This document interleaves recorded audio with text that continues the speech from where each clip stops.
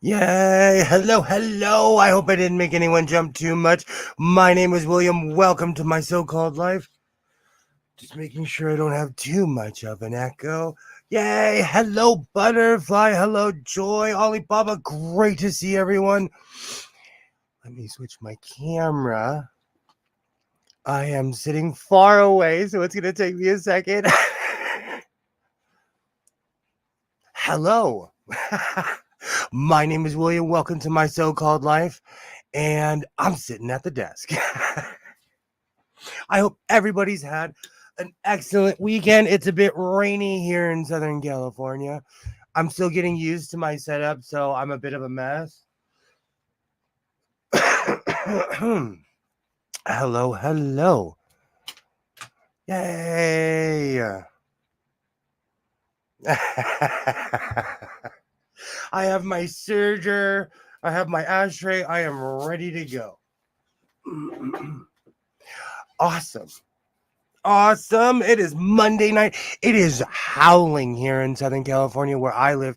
The weather is it doesn't know what it wants to do. 3 days ago it was 70 degrees and today it's been raining all day. But that's okay. I have a feeling it's going to be that kind of year. I went thrifting today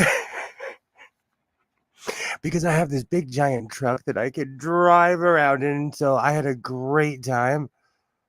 I see a cutting mat. I purchased 2 new cutting mats because I'm impatient and I couldn't find one that was the size of this table that would come to my house fast enough. So I ran to Walmart. Yay. Hello, Pam. Hello, hello. Great to see you. Yay. Hello, everybody. Hello, Pam. Awesome. Awesome. Awesome. Yeah, it's pouring here in Southern California right now. Oh, it's raining and we're in Utah as well. Awesome, awesome. We kind of need the weather, and everybody's like, oh, but it's going to be dry and everything else later in the year. I don't care. We need the rain. So, yay. Hello, hello. So, I have my setup. I'm going to start pulling my pins. I'm going to start off with the shirt, but I'm in my hood era. So I'm probably going to end up adding a hood onto it, but let's see how far we get. I'm in love with this tie-dye material that I got from the Modelo man, and so I'm going to keep going from there. Hello, hello. Oh, it snowed. It's snowing in Canada. Cloud and coldy on the other side of Canada. Awesome, awesome. It's crazy here. The weather is just absolutely does not know what it wants to do. I'm before I tell on myself, this program is for entertainment purposes only, and its content is not intended to malign any religion, race, company, individual, or wigs. All opinions expressed by my so called life and program participants are solely their personal views and do not reflect the views of every single human being on planet Earth. I hope you have a great evening flying my so called life airlines. And you guys are going to have to forgive me for a second. I do not have my glasses on. It's vanity, oh, vanity. So I'm going to catch up with the chat with my phone. Oh, I don't think a hood will do with that fabric. You know what it is? It's the tie-dye and the hippie look. And it is more, it's kind of, I'll show it to you in a second. It is very much like a sweatshirt, but it's a little bit more thin. It snowed here also, was hailing yesterday. The weather is bipolar. Yeah, it's crazy here. Just like a woman. You know what, Pam? I need a hi-hat. I need a but I don't have any room in this room for one. Good times. Good times. I still have my travel mug with me because it's I'm a MMA dad. I don't even want to say that. I like saying soccer dad more than MMA dad. It doesn't even sound right. Could line it and then add a hood. I was thinking about that too. Hail can wreak havoc. Absolutely. I was recently watching a competition television show, And this person was getting high marks, high marks. And then the main person was like, but you didn't line your cape. I screamed, oh, so loud because I know the feeling because I line everything. I used to, and there's times when you should line something and there's times when you shouldn't. But I screamed when this particular person walked out on stage without lining a cape on television, on national television without adding lining. I was and apparently I still am appalled.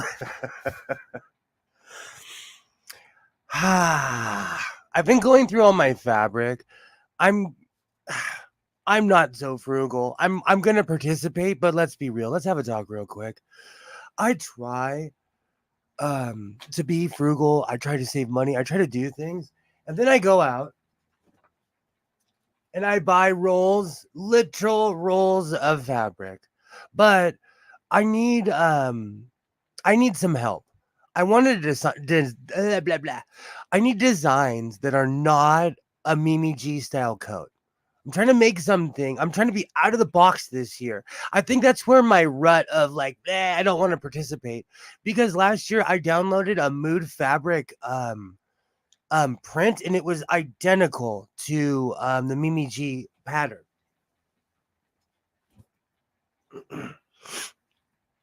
So I need an idea this year. I need something to sew that isn't the same old Dick Tracy trench coat that I make. Oh man, my phone is just not.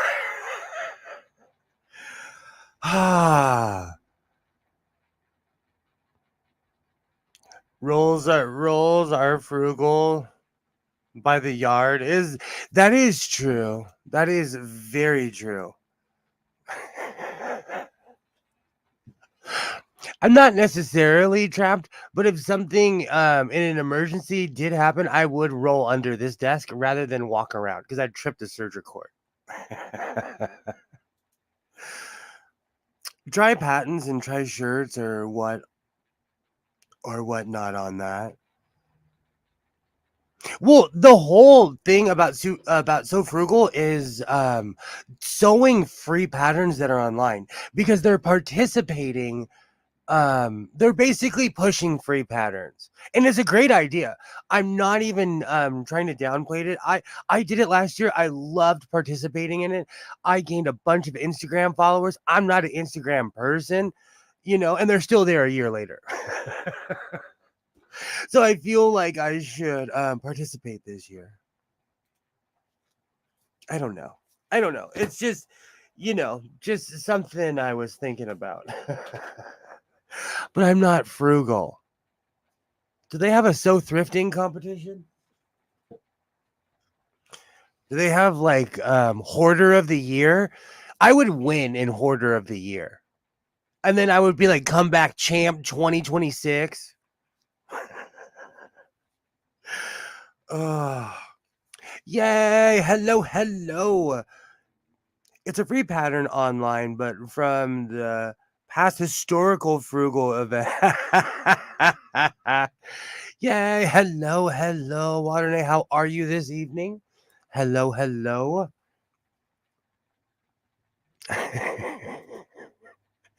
Awesome. Yay. I need to start pulling the pins from my shirt. So far, my mic stand is holding up and it's not going completely limp. That's the whole reason why I got rid of that thing in the first place, is just because it couldn't hang. But it's hanging today. Yay. Hello. Awesome. I'm gonna start pulling the pins. I went to a few thrift stores today, and I'm on this like trying not to buy, which is not which isn't necessarily successful. But the one thing I like is that my son has an eye and he gets things that he likes. So I really like that.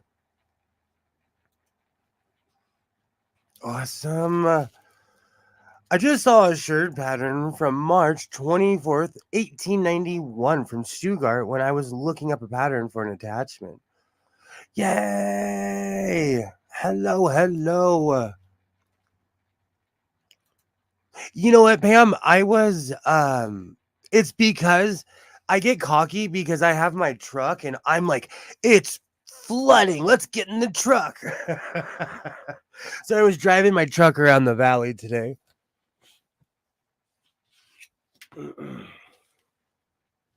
And I knew there would be no one at the thrift store, and I get there and there's people there.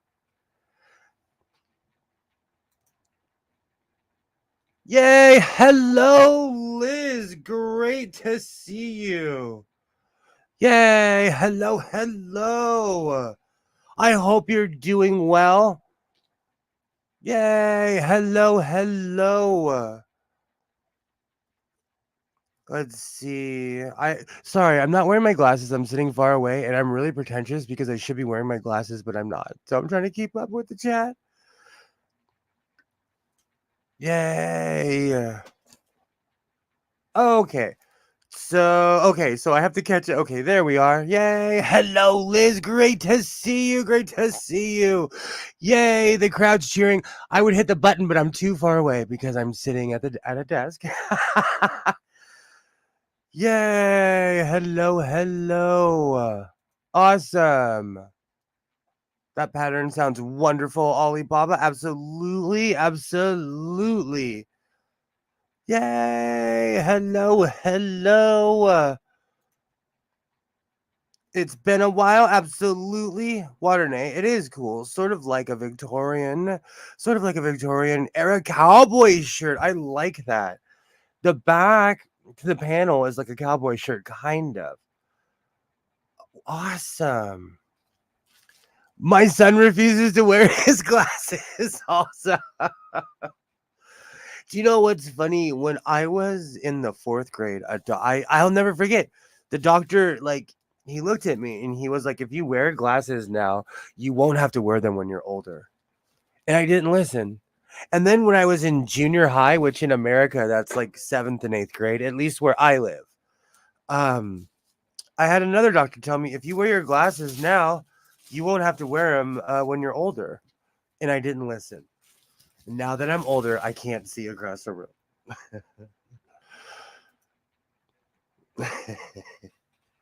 Oh, wait, I can't. I can send a link. Yes, you can, Ollie. Yay. No to the snow. Absolutely. 100%. 100%. Victorian cowboy all the way. Pam coming sideways to call William. In a lot of ways, I am. I do. You know what? It's vanity. And I don't even have a good excuse of why I do not wear my glasses, but I wear them when I'm driving because I'm not, I only act irresponsible on the internet. Oh. For anyone wondering, I am once again using my friend here. I'm going to find that print one day. I'm going to find that print.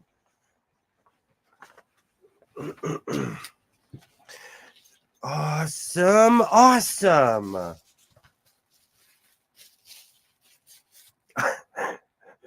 And I am it is extreme. I have no excuse. I have no excuse for not wearing my glasses.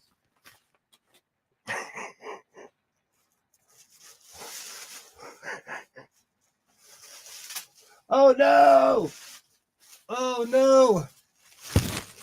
I'm trying not to rip the pattern that I use over and over. Do you know what's really funny? Like with Mimi G R11 407, I have blocks all over this room. I need to make some more solid patterns for this one because I use it all the time. And I love how perfect the size is. So I should get on that. Awesome. There's the link. Awesome.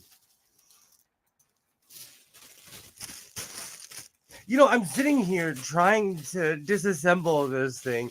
Today has been a weirdly not busy, just hectic day. It's funny how when you have a day off, you kind of don't have a day off. because there's just other things that need to be done. You know, from the Jay Leno standpoint, I like this table, but I might need a bigger table. But this is just the beginning. It's because I'm a stuff guy. I got a lot of stuff, and I missed a pin. I have a lot of stuff in here, you know, and I need my notes and my serger. I hope everybody's having a great evening. Let me move this. Do you know, I think it's because I'm looking for it. When I'm in front of my son's MMA class, I see people driving with their headlights off. I think it's absolutely crazy. And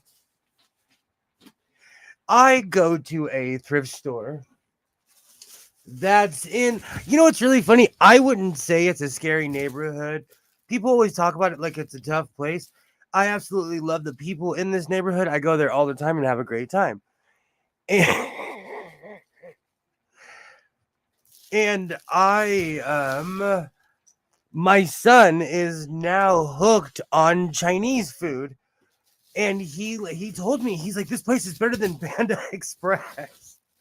I think they had like a B or a C grade in the window, but it's the best stuff you've ever had in your life. But I love that place.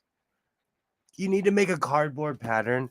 Let me see if I can get to my I actually have one for my when I used to make vests all the time, and it's laughable because I would make these humongous vests.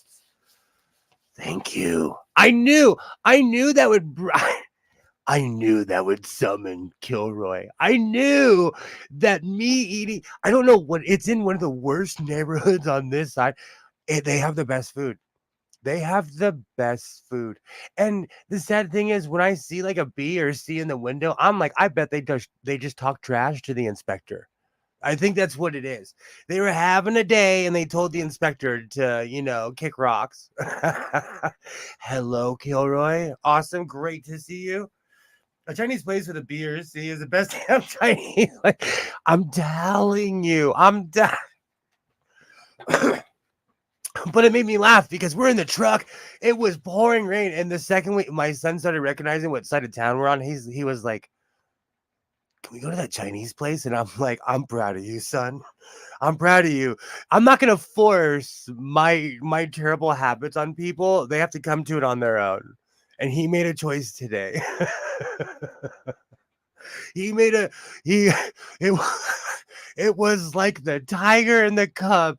Choose the ball or choose the sword, and he chose the Chinese food. Oh, great times. Great times.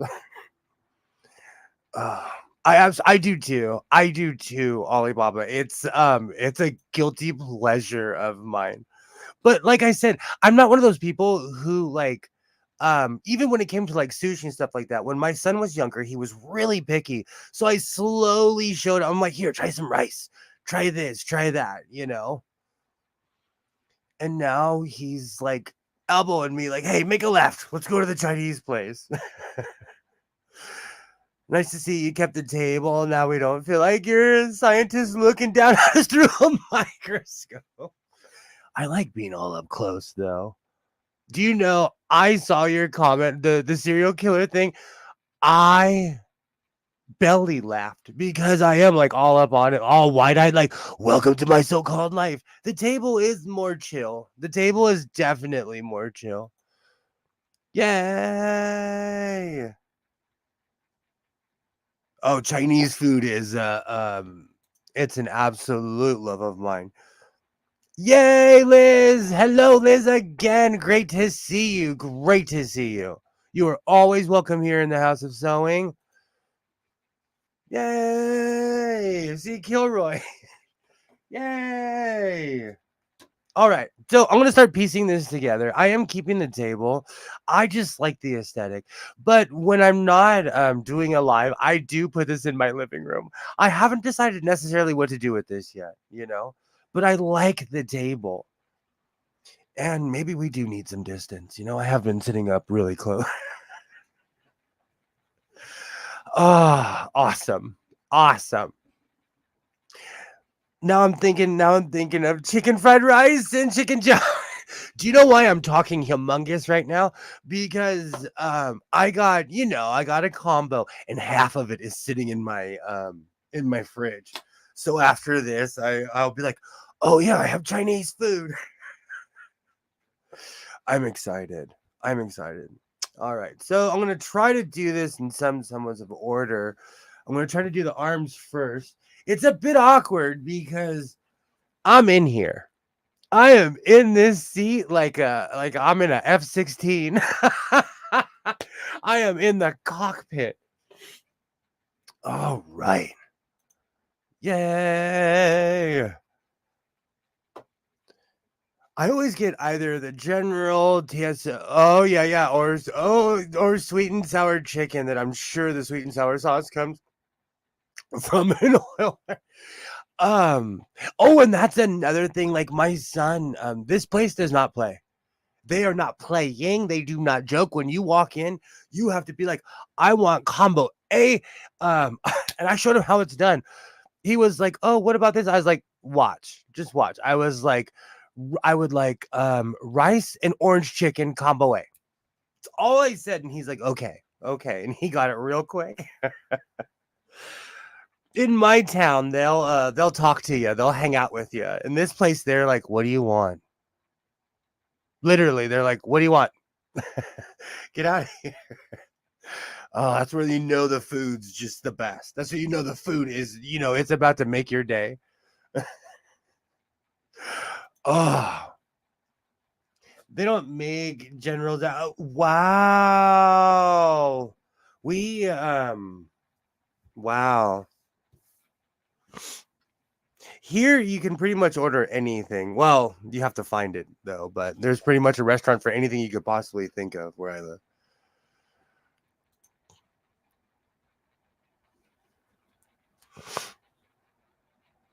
Ninja Kung Fu ordering. I'm hungry all over again. Thanks, the artist formerly known as Godless Sewing.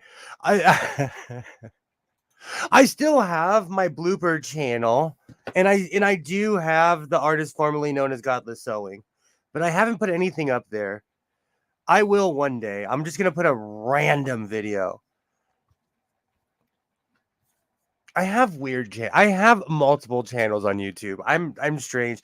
I have another channel I haven't told anybody out because I want to see it organically grow. I have my British channel where I have weird, obscure stuff that I find from the BBC and Channel 4 from the 80s and 70s. Like Frontline. On my other channel, there's this show called Frontline where these two brothers, they inherit a house, and it's hilarious. Awesome. Awesome. Awesome. All right. So I'm going to start putting these arms together before I forget what I'm doing because we're sewing this evening. But I can now see how uneven my cut was. But the serger will make sense of this nonsense cut. I'm just making sure that the print is the same on both sides. Do you know last week when I made the hood for my shirt, I don't know what I was thinking, but I serged it on the top side. So I had this Klingon ridge on the top, but I flipped it inside out. I found the middle seam and I serged the middle of it, and it actually came out extremely well. And if I hadn't told you that I've done that, you would have never known. But the serger came through and completely corrected my mistake. So I once again was completely impressed with the serger and its ability to, because it's just cutting and sewing, So it better be lined up. Awesome. Awesome. I'm trying to think, did I take any pictures? It's insane to me how everybody wants $50 for used sewing machines nowadays. Sewists do have sewing secrets. Absolutely. Absolutely. I was just excited that the serger, it fixed everything, and it made it to the point where, like I said, if I hadn't said anything, you would have never known. That's one thing I'm starting to become more and more biased about the serger. And I'm not abandoning sewing machines. My so-called life would never abandon sewing. Do you know what's really funny? I'm still mad that at the guy at the swap meet wanted $300 for a blind stitcher, like I'd never seen one before. Like there isn't one sitting in this room. It was a modern blind stitcher. It was tiny. Mine, the table with the base and everything with the blind stitcher weighs over 300 pounds. This was a single unit, you know? But it's funny how just the insane prices that people want nowadays for used sewing machines. Is it inflation, or am I a dinosaur who just doesn't leave the house much?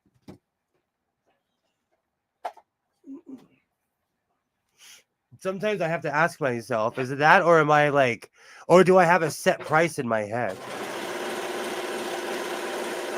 Because sometimes expectation, like you shouldn't walk into every situation with crazy expectations, you know? So maybe it's me.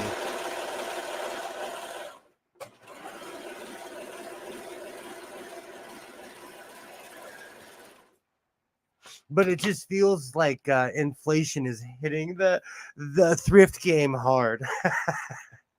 Or just people like me who repurpose, reuse, and recycle everything. It just seems like the price is going up. Alibaba, you think it's inflation? I'm just really starting to notice. I don't know if there was something this year where they were allowed to up the prices, but it's insane how much they want for sewing machines that I wouldn't pay $10 for. So it's crazy. All right, there's one arm. I'm not used to working in such a confined space. We'll put that over there for a second. And I had a mic stand here, but I kept on bumping into it, so I had to get my limp mic stand.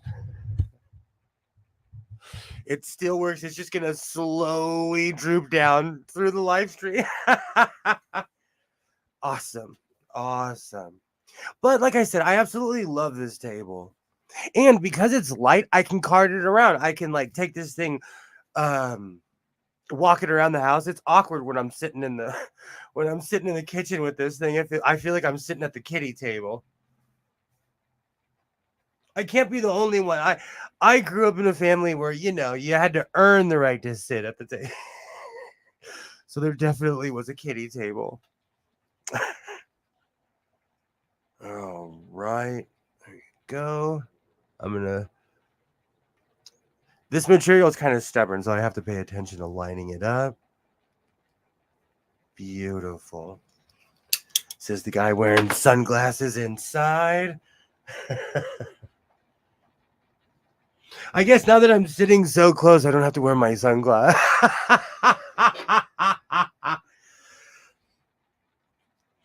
Gilroy, you got me with that comment. There's lots of people that sit up close on YouTube, though. There's tons of people. I actually like the up close and personal look.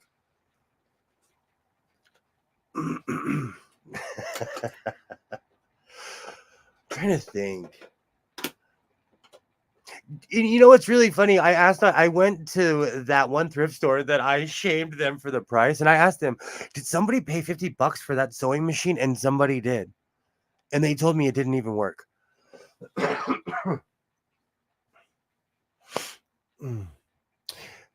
Excuse me. I also think that the thrift ones that are like the Salvation Army and Goodwill bump up the price to help the needy.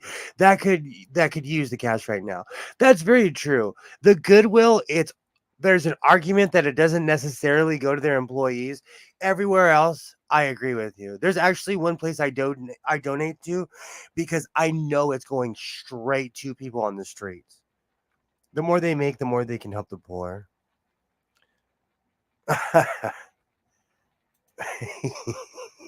So do I, says Joy. I wear my sunglasses inside at night so I can sew anything that I like. I wear my sunglasses. I love that song. Do not get me in a karaoke place. So Joy and Alibaba wear their sunglasses at night. Must be a Canadian. is do you know what's really funny? Out of everyone I know, I am still legally eligible to live there because I don't have any felonies, wants, or warrants. Canada is so smart. They have a ton of stipulations where you can't live there, and they're smart. They're like, we don't want any riffraff. It's harder to live in Canada than it is America. Or at least to go from America to Canada. I've known quite a few people that tried to move to Canada and got denied.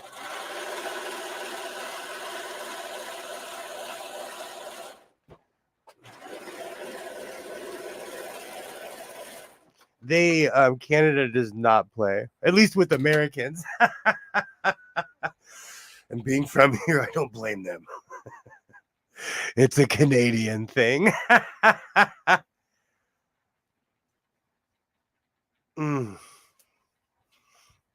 All right. I will say though, when I lived in Oregon, I used to see Canadian money all the time, and you never see Canadian coins down here. I still deal and work with cash. I was born that way. Oh, awesome. All right. I have to pick which cell phone I'm going to have here. Canada's just stuck up that way. They don't prime. They're prima donnas.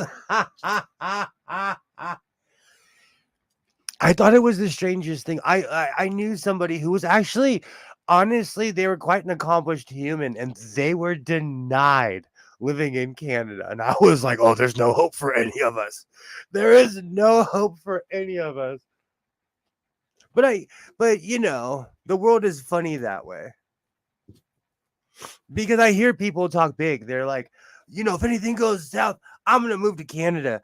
Go try to do it legally and see what, and watch them deny you.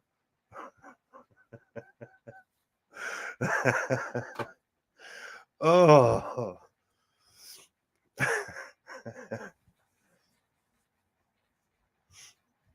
There and I knew someone that tried to go up there after the election, and Canada was like, nope. Okay, now I have to pay attention and line this up. All right. I'm like, where are my pins? Where are my pins? Where are my pins on my wrist? Live on YouTube. Okay, I need to line up the other side. This is where having a ginormous table would come in handy, but I can do this the old school way, piece by piece.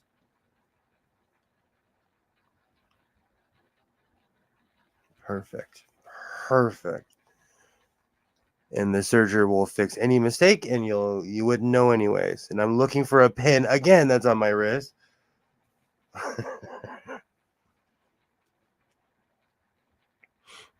All right.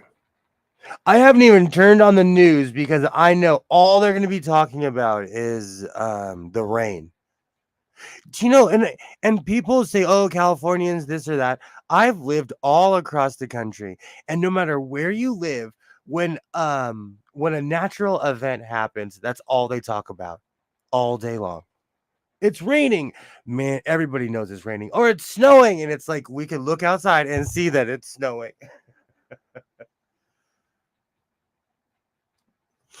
Awesome. Except if the mistake makes it 3 sizes smaller. This material is stretchy, so I kind of, when it comes to the stretchy material, you can suck it in and pretend a little bit, you know, if you do make it small. Wonder if the mani is gonna fit for the sleeve pinning. I know, I'm gonna have to, and that's another thing. You know what's so sad? I say this every week. I do not want to get rid of my Golden Girl chair, but I think I'm gonna have to sacrifice this to the living room. Its twin is in the living room, and before I trash this too much, I want to put it in my living room. But every time I sit in the other one, I'm like, oh man, because I'm sitting on this one all the time, so I'm pushing the cushion down. Ah. You know what, I have a bigger mannequin. I have it's deceptive in this room because there's so much stuff, but I have a larger mannequin. I just took the head off, but that one is the same size as me, except for, minus the chesticles. We are the exact same height. It isn't the 60s anymore, so you can't just run across the border and say you're gonna. Do you know what's so funny? That's what it is. See, that's what it is, Kilroy, is that I think a lot of people, including people I know who are probably watching now, thought that that's the way it was. And it was like the 2000s. And it was pre-plague. And they were like, nope, nope, nope, nope. Oh, so true. It is so true, Kilroy. Oh, that one got me because it's true. I've known people that literally have tried that. Rotate the chair from the living room to the sewing room. I have this affinity for purchasing heavy things. So I think that's really what it is it's just me not wanting to lug everything around. This chair is a full recliner. And at first, because I hang out in here, I think it's because I have the TV above my head and I'm always watching like hockey. And when baseball season comes back, I do watch a ton of baseball.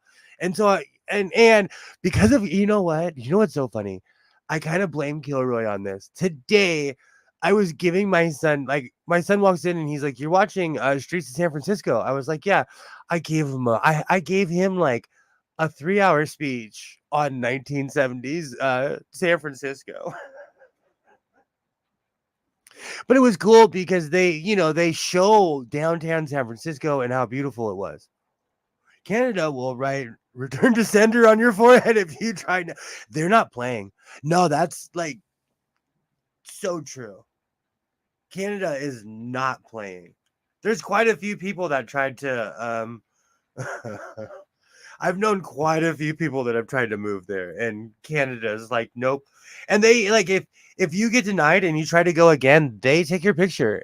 And then they tell you if you come back, you're gonna be in prison for 20 years or something crazy. Like Canada does not play. Their immigration is a lot more hardcore than people give it credit for. And no, I have never tried to defect. I have no reason to. I just know people. Oh, this is gonna be funny. This pin job is gonna be one for the books. So I'm just gonna throw pins in and see what happens.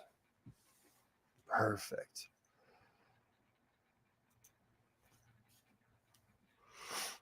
Anybody who thinks crime is getting extremely bad has never heard of the 70s. The 70s were brutal. Do you know I was trying to explain that to my son today about 1970s New York, 1970s LA, San Francisco. Like they're so disconnected. Because he was telling me, he's like, oh, this show is hardcore. And I was like, yeah, the world was hardcore. It was just a serious show. Oh, coffee. Coffee. You know what? I'm gonna take a moment out for coffee. I like the setup though. I like this setup with the serger sitting here. I like everything how it looks.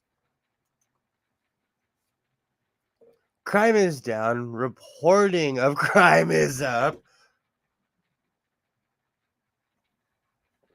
Oh, excuse me. It's like that in my hometown. But I think a lot of the times like they won't report certain things, so it keeps the crime rate down. But that's me and my old man get off my lawn conspiracy theory. Ooh, let's pull that pin. Oh, these short pins do not last. I feel so sorry for you. Why were you made? Okay, perfect. It's weird because I'm sewing with my cowboy boots on, and it's weird to have such a wide base while sewing.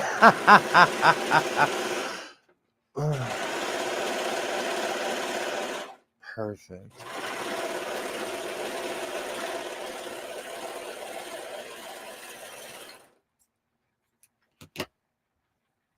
All right, I'm gonna pull these pins because the other side I have to really pay attention to. And now, Joel, you have me thinking if this is gonna fit the mannequin. Excuse me. Oh, I didn't read. Did I read your comment? Oh yeah, I did. I did. I miss those serious shows. Nowadays, everything either has to be a snarky comedy where the jokes get old or a morality play. Agreed. That's why and you know what's funny? Like at this point, we're 4 or 5 years in. I'm not being paid.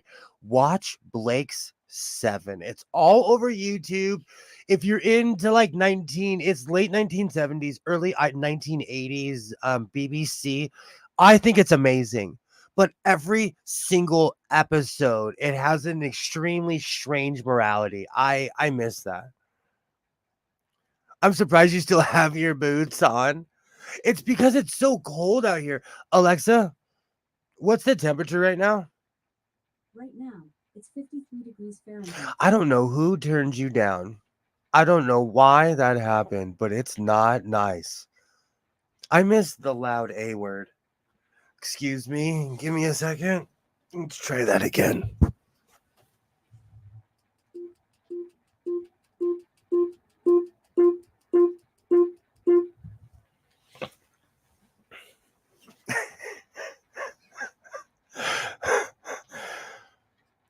I knew you were gonna say he'll die with his boots on.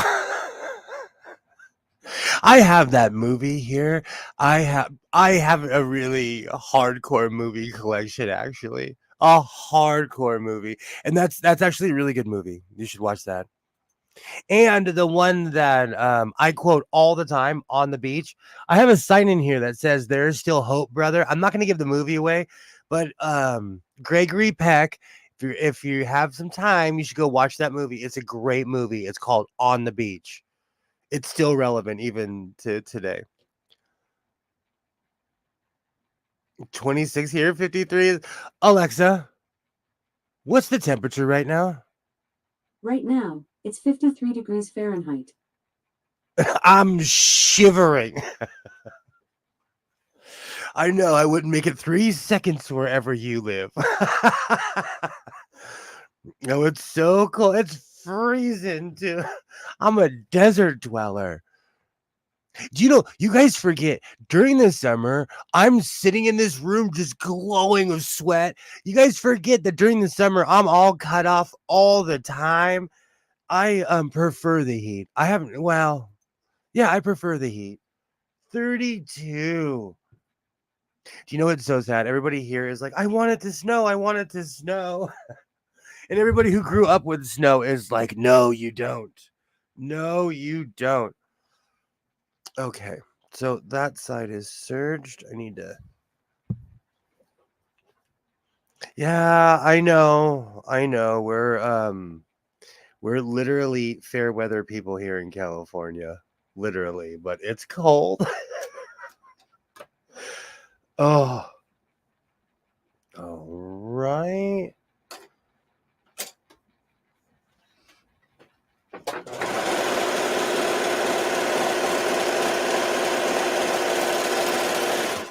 And I have not found my other isotoner. It's the strangest thing. I have one, but I can't find my other one. I had house shoes I used to wear in here last winter, and they were glorious. They were just a giant wool. It was just giant sock. And now I can't find that thing.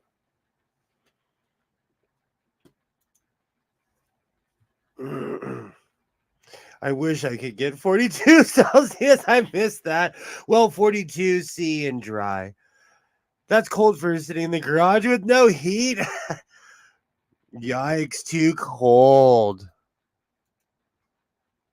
Waternay knows. I'm layered though. Like I have layer upon layer. I do not play. I'm a hobbit. I am a true hobbit. Everyone's surprised when they see my mithril. I come prepared. 70 inside the house, front room. Other rooms are probably 5 degrees cooler. My house is nice and toasty. My heater is broken, but it for some reason it's pumping. It works, and then on the second try it won't work. But if you turn it off and on, it starts working again.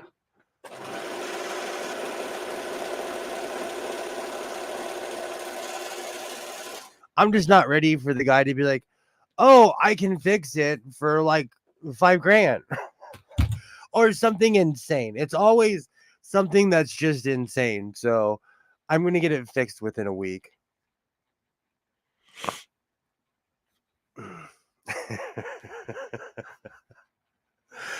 Awesome. Awesome. And that's another thing. The other day, it was 70 something, I had the garage door open. I was in the car. I literally jokingly was tanning, And here it is, winter again. And it's supposed to be raining heavy, apparently, off and on all year. All right.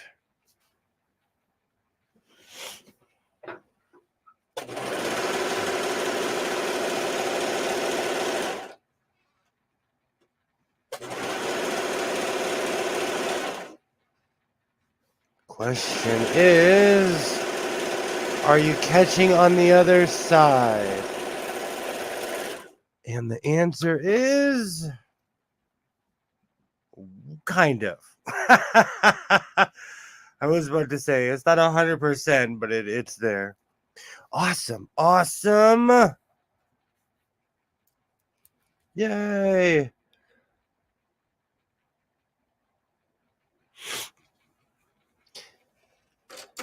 And the funny thing is, you adapt. When I lived up north, I just became like everybody else. I got used to the weather. When I came down here, for years, I was hot every time it rained.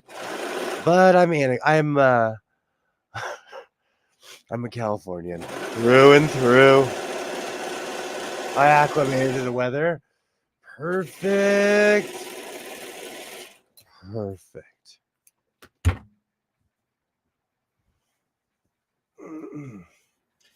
Groovy, man. Groovy. All right. So let's turn this on and let's see if the mannequin is big enough.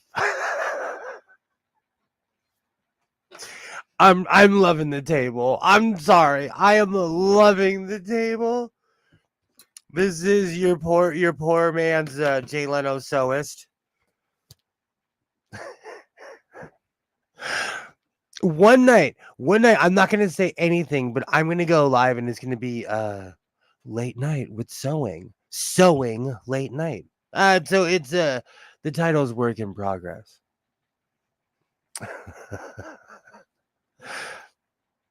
That table is like the rug. It ties the whole room together. Absolutely. I don't know what it is. The table has revitalized my so-called lives. Do you know what's really funny? I always had this weird vision of having a desk, but I watch a lot of YouTube, and a lot of people my age, they go full public access style, where it's a couch with a desk and a cheesy background. And as somebody who has a background that looks like a Tijuana shopkeep, I'm not making fun of anybody. I'm just saying I didn't want that set. So now that I do not have that set, I'm okay with it. I'm okay with it. You're gonna need to get hands in a band so you can have a studio band to play you in and out. Oh, he's into some weird music right now. He's in that teenage. I do. I need to teach him how to play the saxophone. Oh, the drums, the sax, and the bass will make you rich, man. Learn how to play the bass. Get in a good band. Oh, I won't say the artist because that person's really pretentious, but I had a good friend and he is no longer with us, but he played with this one artist and she had one song and he went around the country playing this one song and they hired him and his band. They really didn't even know the artist. And they traveled around the country with her going on talk shows. And that was my friend's 15 minutes of fame. So you can make money. And he was a bass player. He was from my hometown and him and his band got hired by this person. Awesome.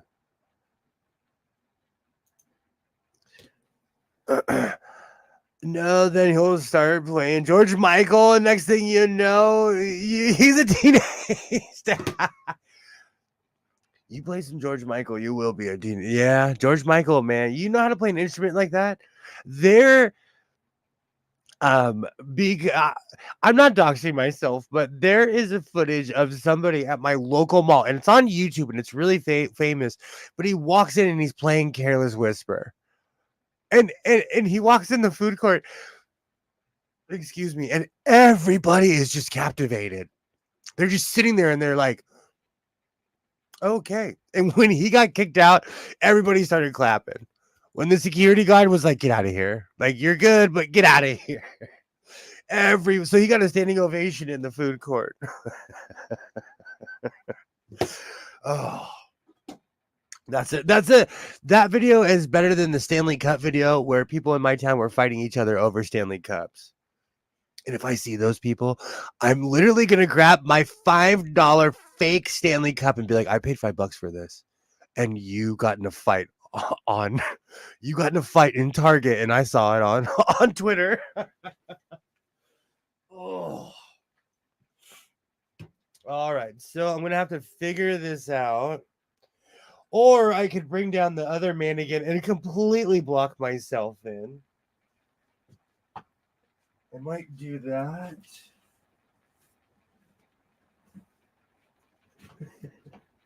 Or I might not do that. Let me move that. The problem is that my mic stand is kind of stuck in the corner, but I'll swing it. Perfect. All right.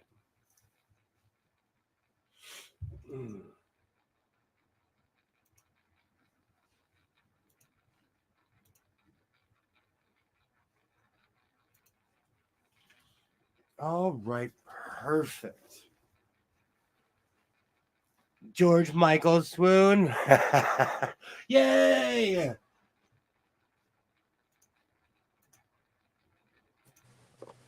Hello, hello. How are you this evening? Yeah, I'm all right. My mom brought me some Thai food for dinner, and I forgot that this restaurant makes their Thai food a little on the hot side, and whew, it was good, but wow, it was hot. Are we talking sweats? Are sweats or hives? No, I can't eat food that hot. I only ordered it a medium, but it was, I kept like breathing in like that was going to help, but it wasn't the temperature. It was just some chili peppers. Ooh, so it just makes it worse. How's everyone doing? Hello, Joy. Hello, Alibaba. Hello, Yay. Kilroy, Pam, Liz. Am I missing anybody? I think I saw Butterfly in the comments earlier, but I don't see Butterfly now. I think she was hoping to catch us, but Butterfly, she's a jet setter. Mm-hmm. And a puppy wrangler. I'm gonna pin the arms on real quick. How am I gonna do this? You know what though? You know what? I do have cords plugged in, so I can grab my I can do this. I haven't surged arms yet either. Okay. Daytona 500 was on so good today. I have not watched that in so long. I actually grew up around people that watch NASCAR. I like the food they serve at NASCAR events because it's very like funnel cake and nachos and Oh, burgers. goodness. I'm addicted to carnival food.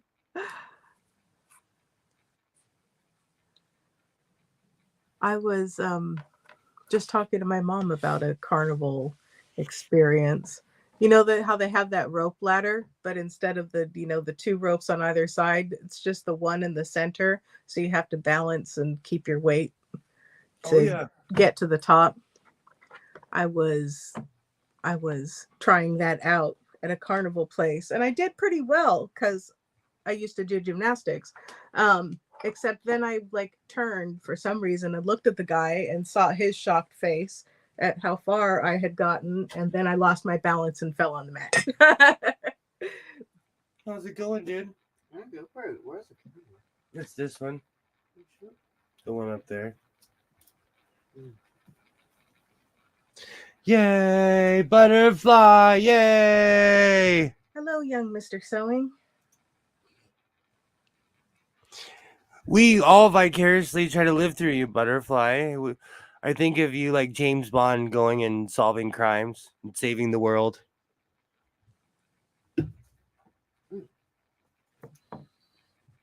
Yay, we have hands. Liz is here. Butterfly's here. Haven't talked to Liz in a long time. Yay. Hands is too cool for us. He used to hang out with us, but now he's a teenager, so he's too cool. It's okay. We'll just send him some rainbows and he can go on about his business. He loved this when he was in elementary school. But now he's in high school and he's like, be gone, peasants. He suddenly come to realize that we're old and nerdy.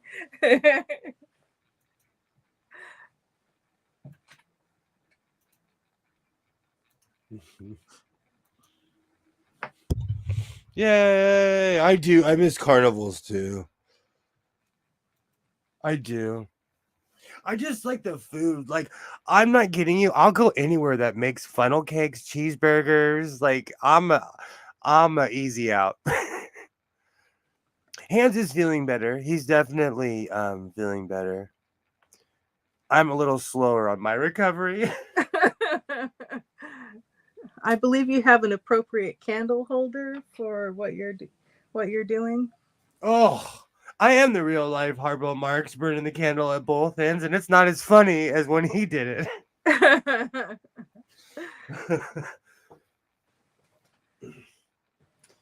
That's the parent pace is unsustainable.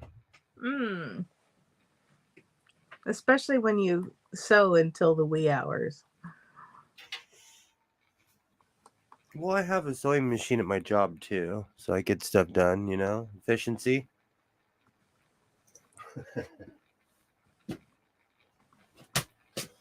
Oh.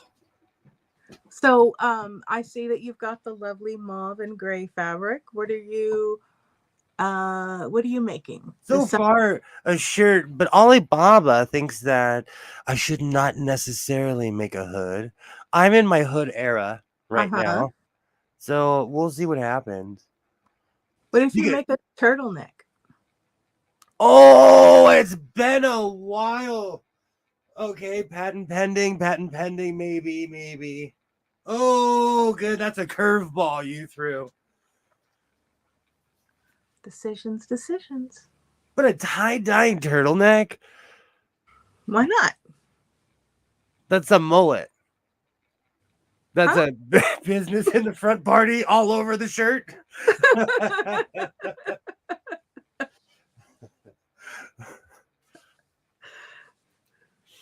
That's the definition of a shirt. When have you been concerned with trivialities like that? Not never, ever in my life. See, you'll go out there, fab in your tie-dye with a warm neck. Actually, there's an actual tie-dye community where I live where the weird people who eat granola bars and don't necessarily take showers every day, I will be judged based on my tie-dye. So I have to come correct with my tie-dye. You'll be judged by the tie-dye wearers, or people will be pleasantly surprised when you smell like cocoa butter and cash. and not granola.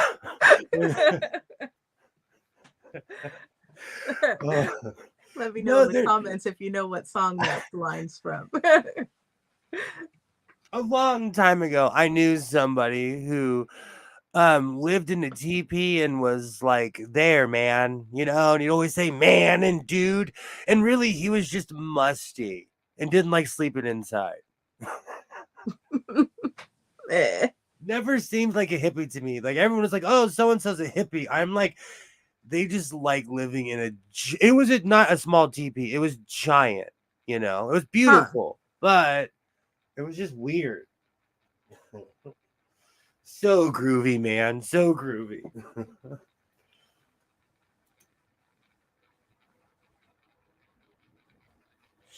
I can't see that.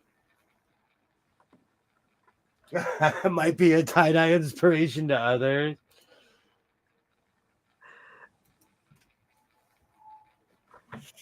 Right on. But I like you know what it is?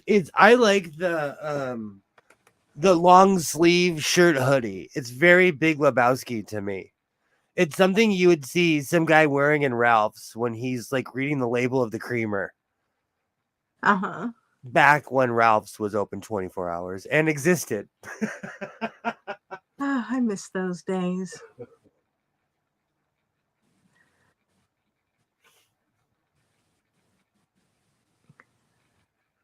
I used to get a lot done when you could shop in the middle of the night.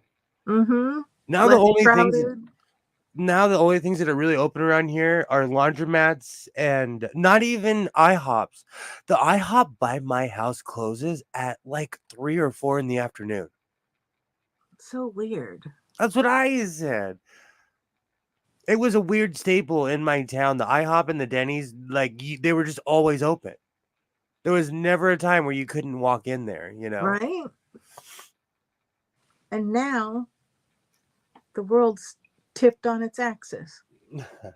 That is the most polite way I've ever heard anyone ever say that ever.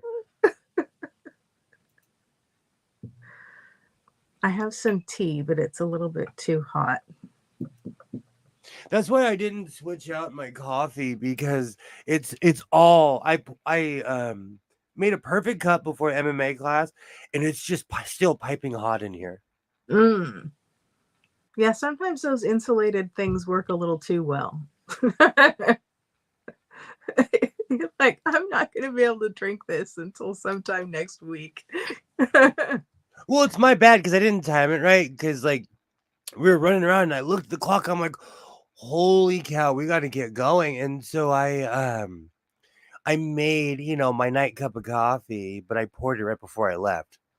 So it's steaming. Whew. Tonight, Butterfly, I am having a vanilla sencha green tea with a little bit of honey. And I put it in my cast iron teapot. I didn't fill the whole thing. Lest you think I'm having like, I don't know, 2 quarts of quart and a half. What is the capacity on that one? I don't know. It's big, which is nice if you have, a marathon stream and you need to stay in your teacups. Oh, that's nice. Drinking a quart. That sounds crazy, but I've probably had that much today. You have that in coffee every morning. That's what I'm saying. Like, it sounds crazy, but I've probably had more than that today. But I space it out with water. I eat throughout the day. Try to stay balanced, you know. I try to balance it out and not just do one thing. This Cup Joy was in my Illumicrate box. Isn't it pretty? It came a pair. So one of them is this sort of blush beige, and the other one is more of a soft, dusty pink. And then this teapot is from Bespoke Post. The enamel was a little bit, it's cast iron, and the enamel was a little bit chipped, especially around the spout. So I have to be careful and make sure that it doesn't rust. But other than that, it's quite nice. 2 liters of tea. You know, some people do drink a lot. Are we talking iced tea? What are we? Oh, that brisk stuff. Why? Okay, well, we're about to have a 3-hour fight, huh? Food fight early. So in the 90s, I was addicted to brisk iced tea. The second that you said the word, I could taste it. I remember those weird liters that they had, those round, like, you know, the Pepsi changed the liter bottle or whatever. Mm-hmm. Because a lot of people don't know is that in America, at first we only had 2 liters, and then 1 liters were not as widely sold as they are now. Mm. So I was addicted to brisk iced tea. I remember the commercial and everything. I find it frustrating because often when I want, like when if I'm traveling somewhere, and I stop and I want to get some tea, it's because I'm trying not to have a bunch of sugar. I just want some simple tea, and a lot of them are incredibly sweet, which I don't care for. Or you can get what is the brand? You can get tea with lemon, or you can get plain tea. But then when you read the label, it's got citric acid in it, which is essentially lemon. So you can get tea with lemon, or you can get tea with lemon. I'm like, no, I just want plain tea. I don't want citric acid for tartness. In America, we put citric acid and salt and sugar in everything. That dun dun dun dun dun was playing when you were talking about citric acid. I do enjoy a nice peach tea, though. Or there's one that I like. It's a tropical blend, and it's got, flowers and dried fruit and whatever in it. And you don't need to put any sugar or anything like that. But it's so like fruity and aromatic. It's really nice. Lipton was my first. That was a pin to the stomach. Lipton was my first tea bag. That was my first introduction to Earl Grey. Oh. For some reason, my parents had miles of Lipton Earl Grey in the house, and I started watching Star Trek in 1988 or 89. I'm not kidding you. I drank Earl Grey for a solid 10 years because of Patrick Stewart. Oh, that's great. I can't even sit up here and pretend or front like I even knew what it was until Star Trek The Next Generation. Oh, that's hilarious. And I remember going in the cabinet and being like, my parents have Earl Grey. And I still have the same teapots that my parents had. I remember heating it up and just falling in love. Milk and sugar, just like coffee. And What's really nice is if you heat the milk before you put it in, and then you brew the tea in the water and warm milk and a little bit of sugar, or in your case probably a lot of sugar, but but if you brew it with the milk and the sugar, it changes the flavor. It's really nice.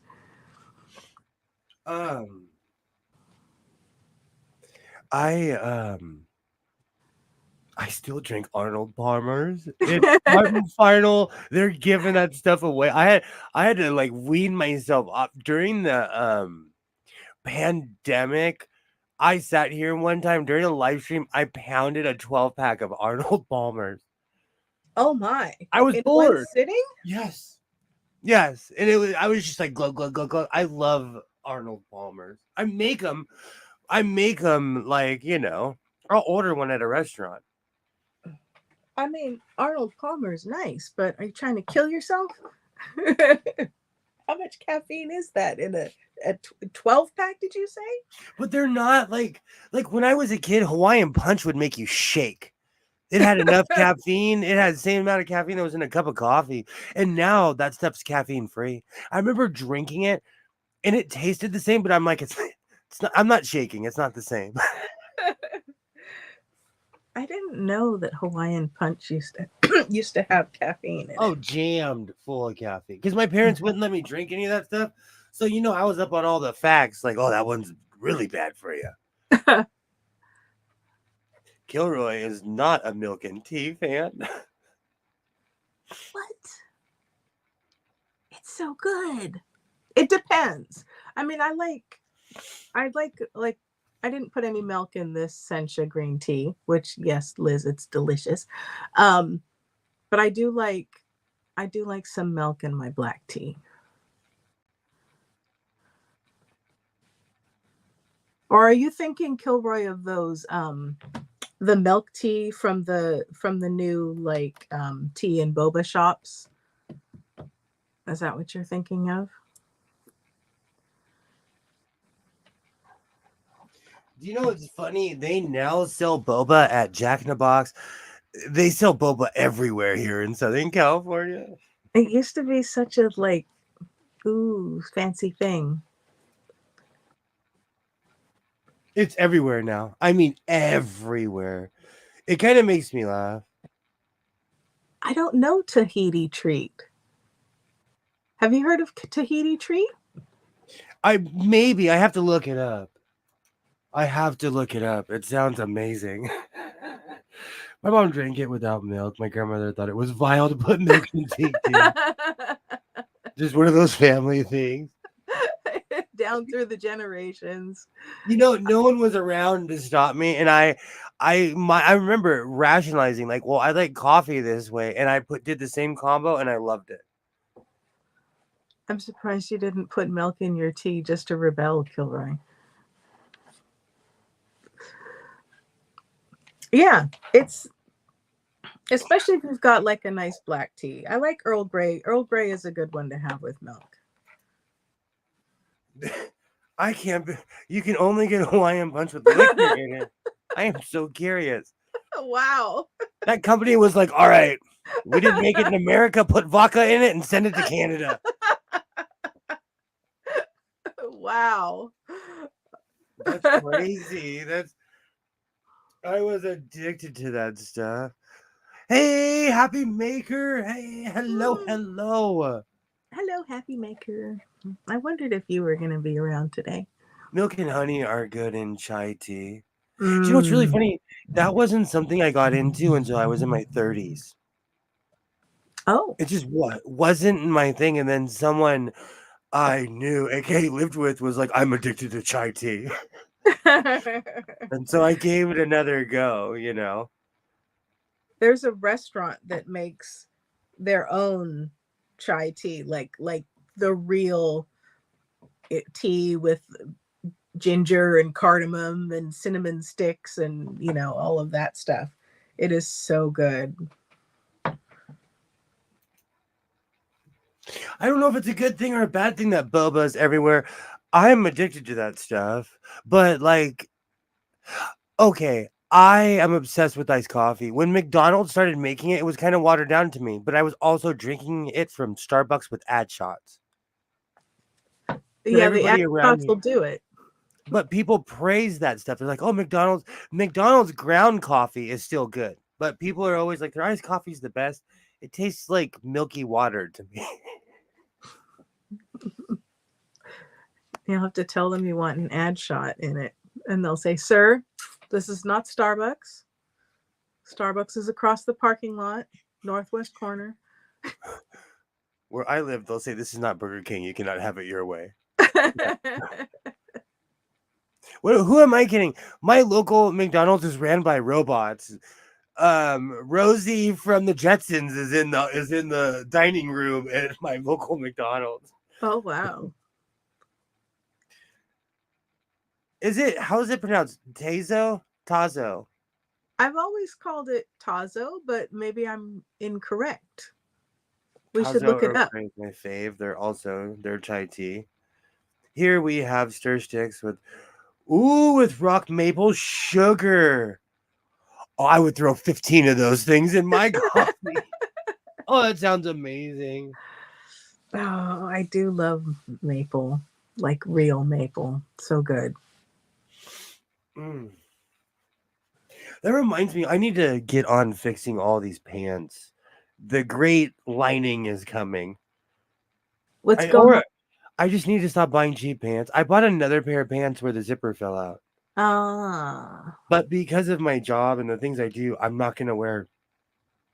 Do you know, I had a safety meeting for somebody who wore a pair of $200 pair of jeans to my job. And I was like, have I reached that level of annoyance? And I had a safety meeting to tell people to stop wearing fancy clothes to the job. I have a question though.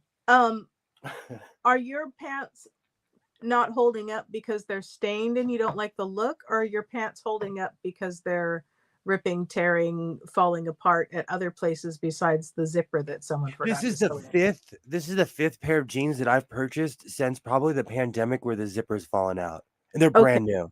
But zippers aside, are your pants are your inexpensive pants like sturdy enough to hold up, or should you be okay? Oh, yeah.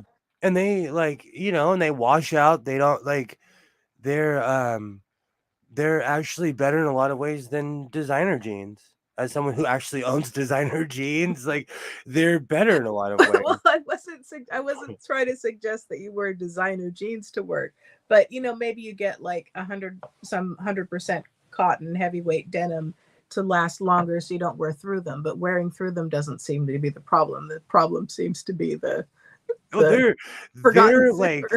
showing up coughing. They're showing up sick. It was funny, not funny. I'm in front of my son's MMA class last week, and I'm like, why is it so cold? The whole time I'm sitting there, I'm like, why is it so cold tonight? It's just colder. It's because I'm sitting there with a zipper missing. It's embarrassing now. You can see the MMA class now. We finally got rid of that man in the teen class, and now we've got this other guy showing up with his fly open.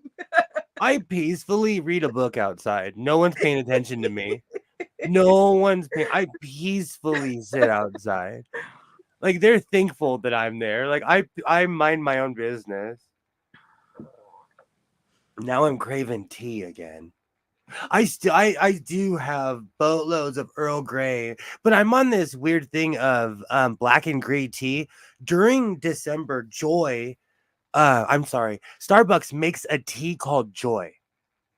And they only sell it during December. I became addicted to that stuff when I was in my 20s.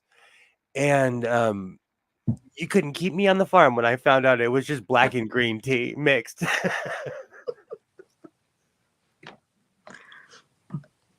Oh, I should show everyone. Did I show everyone? Oh, now I can't remember. Whatever. I'll show you again just in case you missed it. So I have the small block, and the seam isn't quite as smooth as I would have liked because I didn't use my rotary cutter, but it's fine for the purpose.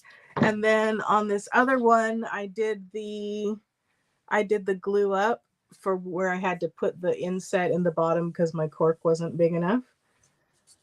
And so it's all dry now, and I'm going to trim it up so that when it stops raining, I can go outside and put the Osmopolix on. If it seems like it's going to rain forever, I might do it in the garage.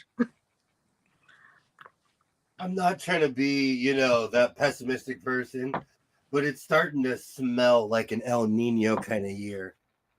Oh, well, excuse me, they did say that it was, thank you, Butterfly. They did say that it wasn't going to be an El Nino year, so. That it is or isn't? It is. Yikes. And like yeah. And not a wimpy one.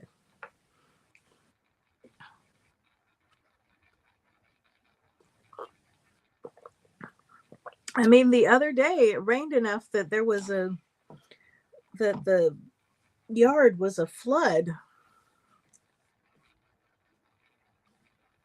It's crazy. Oh, in my area, like they're closing streets, but it has more to do with the infrastructure because it can't handle the water.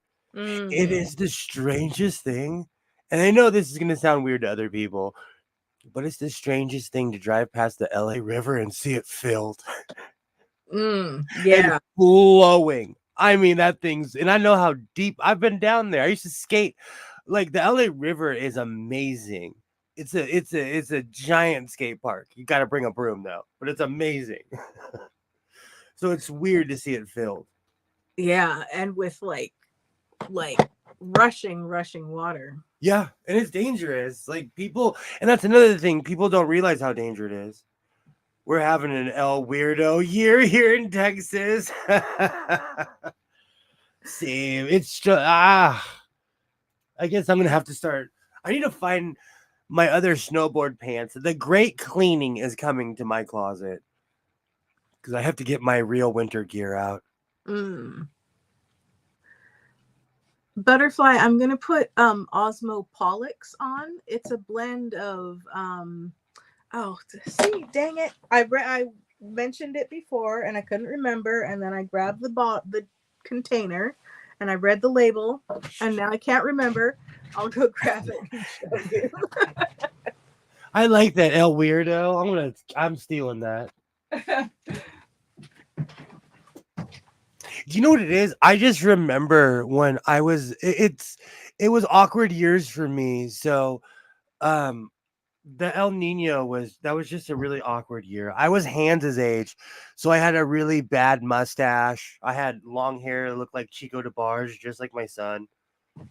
So I think it's more or less the awkwardness of those years. Awkwardness? What? Oh, when El Nino hit, I was in those developing years, so I have the memories, you know. I see. Oh. So, Osmo Pollux is for wood, floors, and furniture, natural oil wax based, microporous, water repellent, and durable. The original hard wax oil. And this is a clear satin. They have tinted ones and they have glossy ones, etc. And it's pretty gentle. It's not trying to kill you like some stuff. Although, you know, it's still like resins and things. What are the ingredients? But it just seems sensible to use it outside, or at least where I can have like a door and window and not have it wafting through the house. Let's see.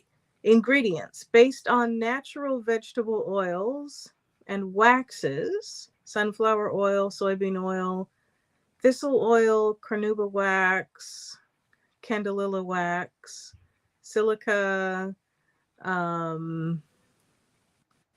cicatubes. Here, let me put my other glasses on. Carnauba wax sounds like a forbidden dance move. I mean, maybe if you're being Tawny Katane on the hood of a car. Drying agents, and it's the VOC is not the best, less than 270 grams a liter aliphatic hydrocarbons. So I'm going to use it where it's breezy, but at least it's not death oil.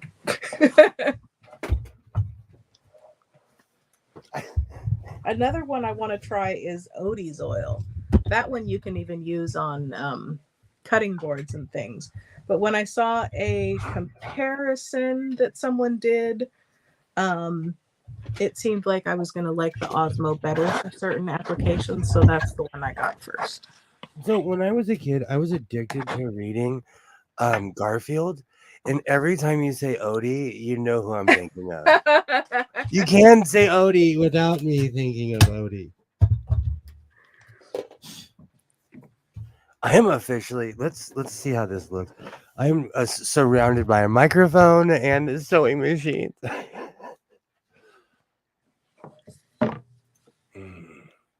Oh, this rotary cutter is so much better. Hi, I am slowly being eaten by this room. Hold on. There we go. This room is slowly just. You know this the sandworm with all the teeth.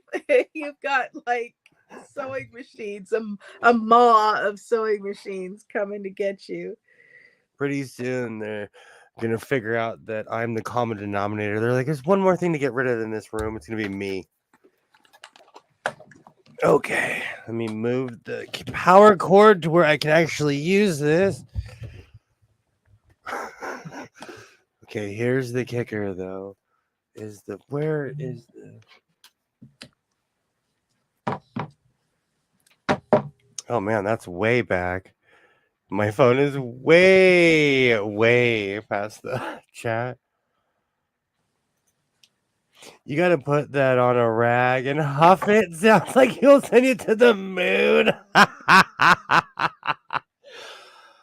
Oh, Gilroy. That's my ear. I don't know. I get migraines with stuff that's like toxic.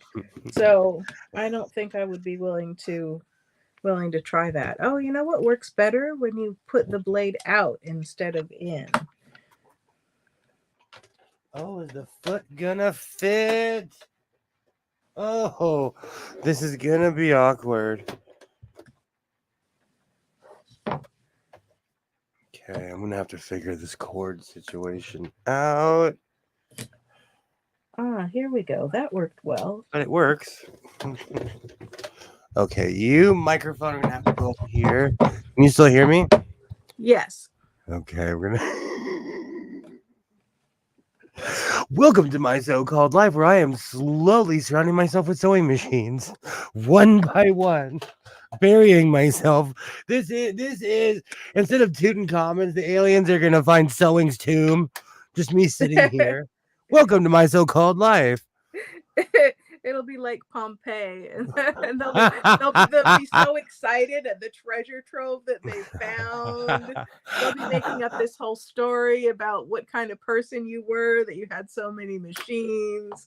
No, seriously, history is laughing at us because most of it. I was thinking about this today. Like most of history is just us guessing.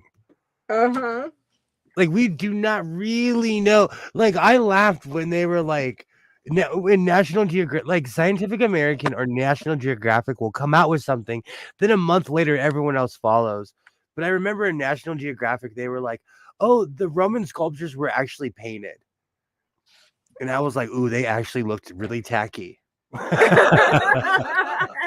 Because they showed recreations and they were like, okay.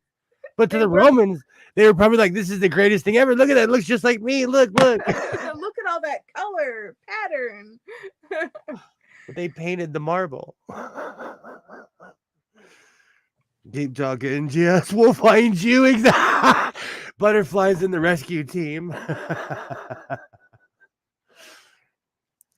I just don't want to. There's other stuff on where the serger. Oh man, this is day one of sewing with sewing. I will figure out my configuration. This is not my final form. Are you showing your bra? Oh yeah, just it trimmed up pretty well. That looks great. Yeah.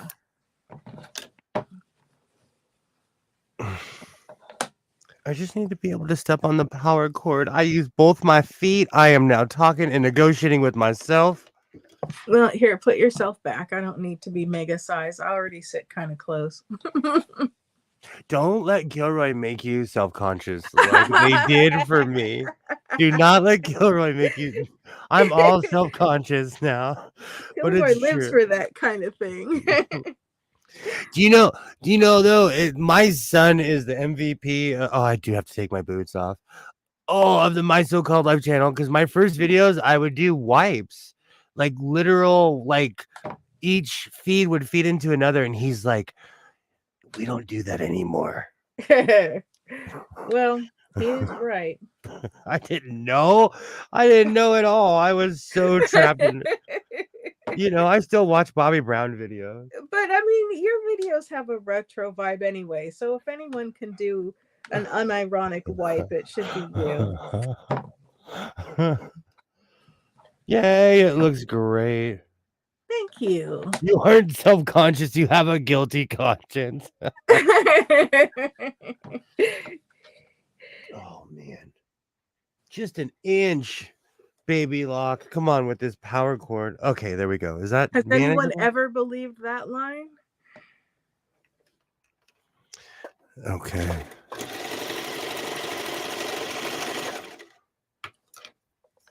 It sounds great because I've been apologizing it to, like, I'm so sorry, I'll start using you again. I promise. All right.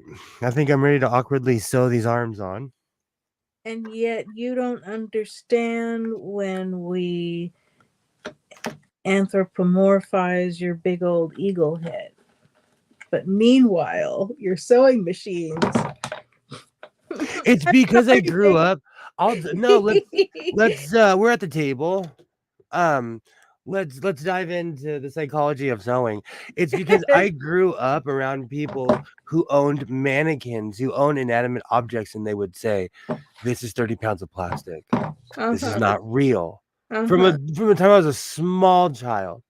And Angelina Mannequin, she's been around longer. She's older than my son.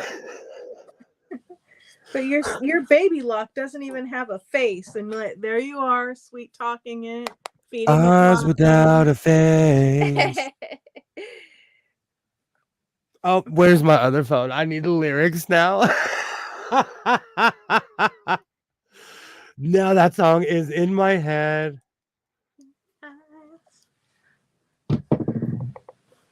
What was the deal with all those bands feeling like they had to have some sort of like power ballad and whatnot? Like some bands, you're really good rockers. Just stick with that. We like it. This power ballad is terrible. But some, like, okay, I'm gonna argue. I'll push back on that though. Okay, all right. I love the rock anthem arena era. Yeah. The hairspray, the shoulder pads. I'm great. there. Me too. They can just leave their power ballads at home. I know, but even Motley Crue had power ballads. Like even yeah.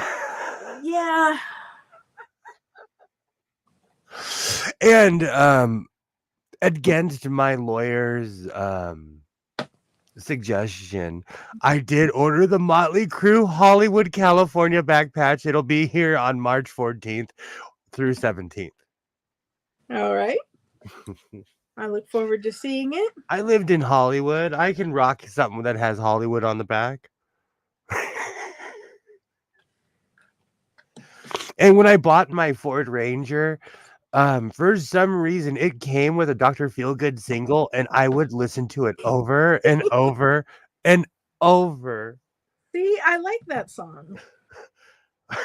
So you can jam to that song. Dr. Feelgood reminds me of the first vehicle I ever purchased. Oh, memories. Sir, as your attorney, come on, cell phone. Sir, as your attorney, I advise you to write return to sender on that packet. Oh, don't worry. I'm going to walk in and everyone's going to be like, really?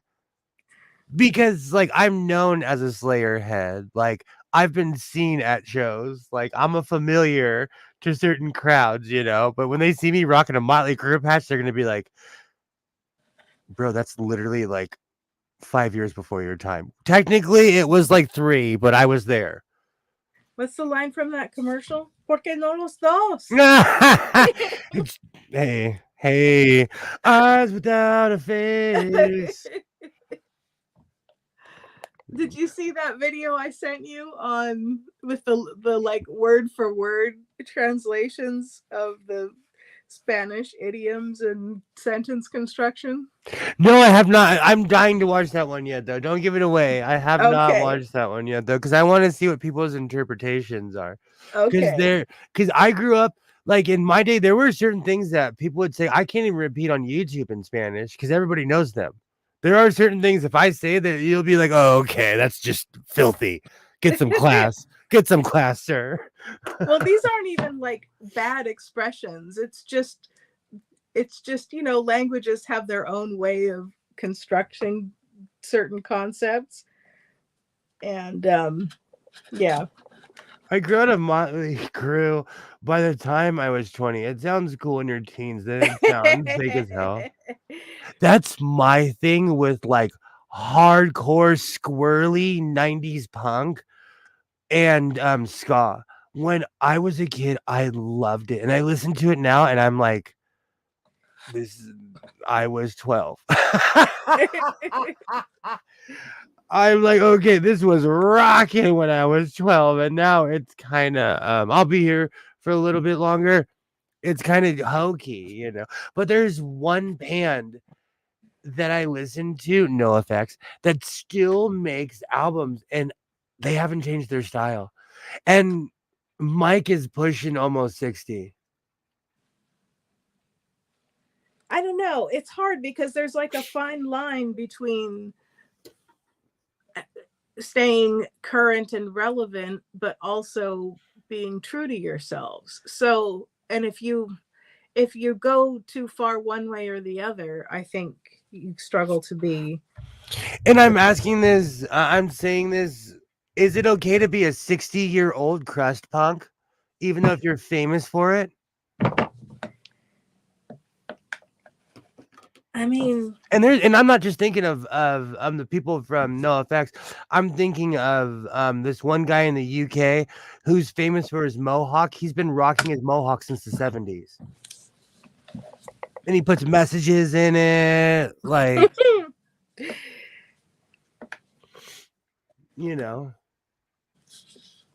Johnny Rotten does all right.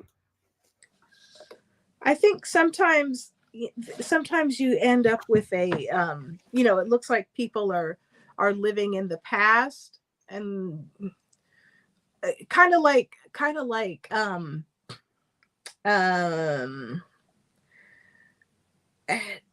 trying to think of an example, but like some of, like, say, he's still relevant though, some of the 80s hairstyles or whatever, and you end up people and they still have this 80s hairstyle, and it's like, hair has changed a lot since then, and this might have been fab on you when you were in high school or college, but let's have a conversation with modern times. Ouch. That's too long to hold on to a mohawk, huh?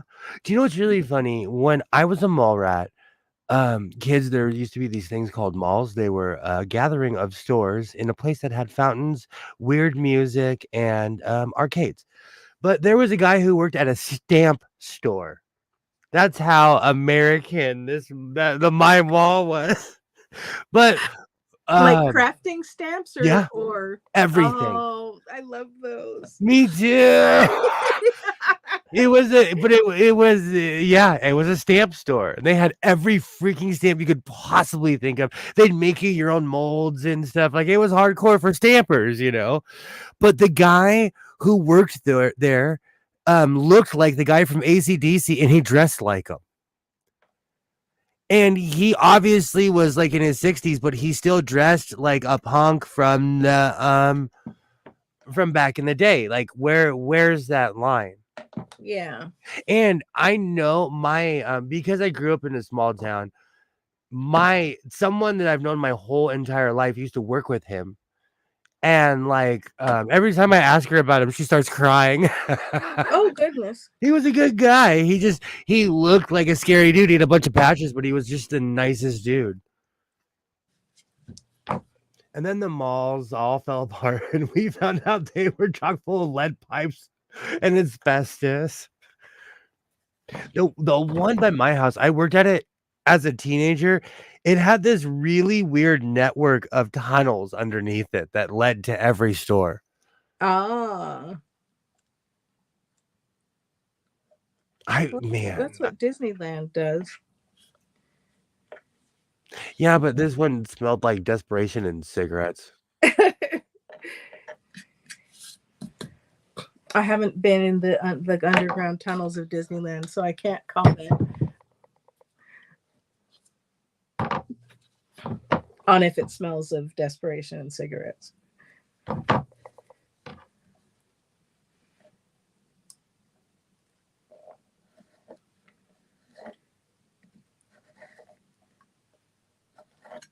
Ah, this X-Acto knife is terrible.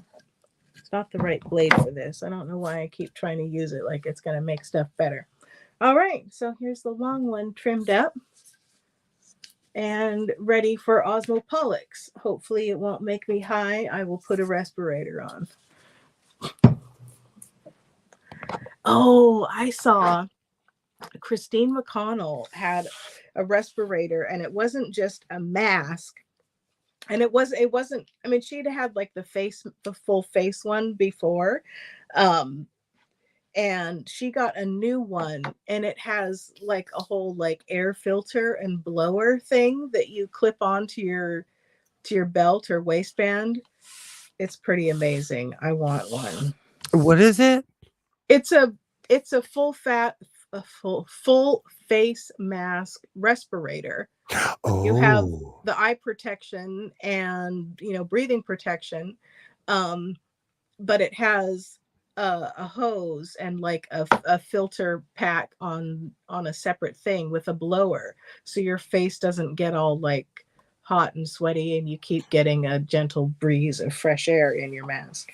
I told you about during the pandemic. Someone that I've known literally my entire life went viral. He does cave tours. He's a cave, I don't know what they call them. He's a cave person. Whatever, he's a cave person.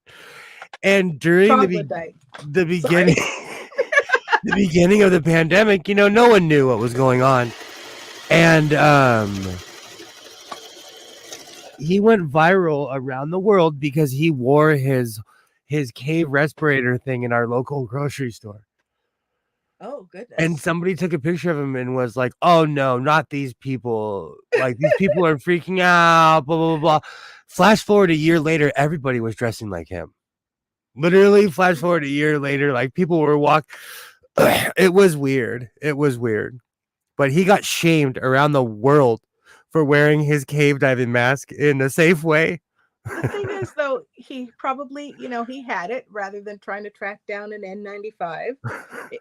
When you breathe in, it doesn't stick to your face and suffocate you like some of the cotton masks did. So, it was a little over the top looking, I'm sure, but he was probably way more comfortable and more protected. We're Boy Scouts. Where I'm from, we're Boy Scouts. People are just haters.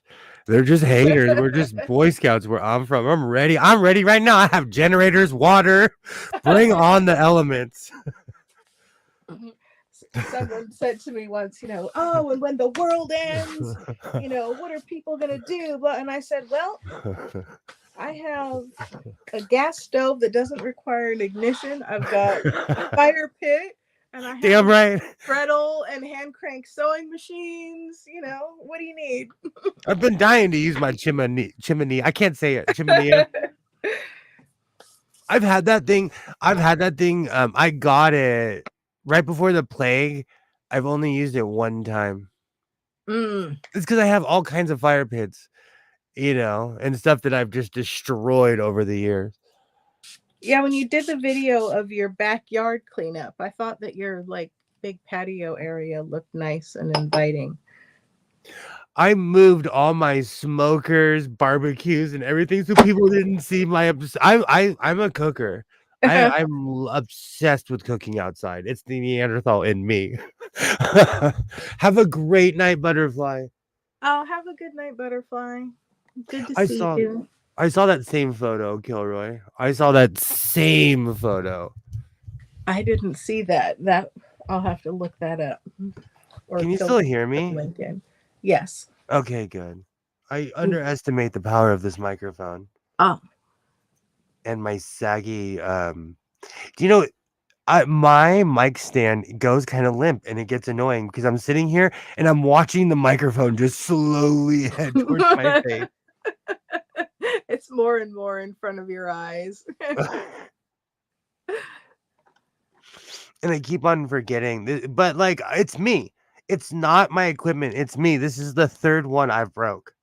It's me. Have a great night, butterfly. Thank you so much for stopping by. All right, let me attempt to finish this. All right. So in no way do I think it's faulty equipment. It's me. You know, hand fisted on your microphone. Well, I have a studio in here and all the equipment that comes with it. And I always end up messing with there's like a weird clasp in here. I've learned how to fix these things because I destroy them because I over tighten them and they lose their integrity over time. Mm. And especially this one is over tightened. If the car crashes, who do we blame, the car or the driver? The answer is it's so true. It's me. I do not blame my equipment. It's me. But I'm weird about taking responsibility for things and I'm not saying that like in a giant life way, but like in certain things, I'll admit or someone will say like, I've gone through 15 cutters. This brand is terrible. No, you're heavy handed. I've been there. I'm the first. No, you're ruining your mats. You're putting divots in your stuff. It's you, And I'll tell people I had to come to that realization on my own, I had one of those super fine tip felt pens, kind of like the Le Pen, but it was a different brand. And someone needed a pen. I handed it to them.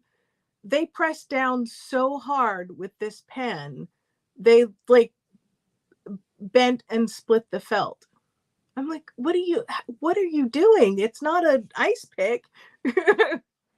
As I headbutt my microphone. That's why you can't let angry people borrow nice stuff. Seriously. So Alibaba, I can't remember what we were talking about earlier, but I pictured that you have, out in the wilds of Canada, a lovely Victorian mansion, and you're going to host so we're talking about immigration.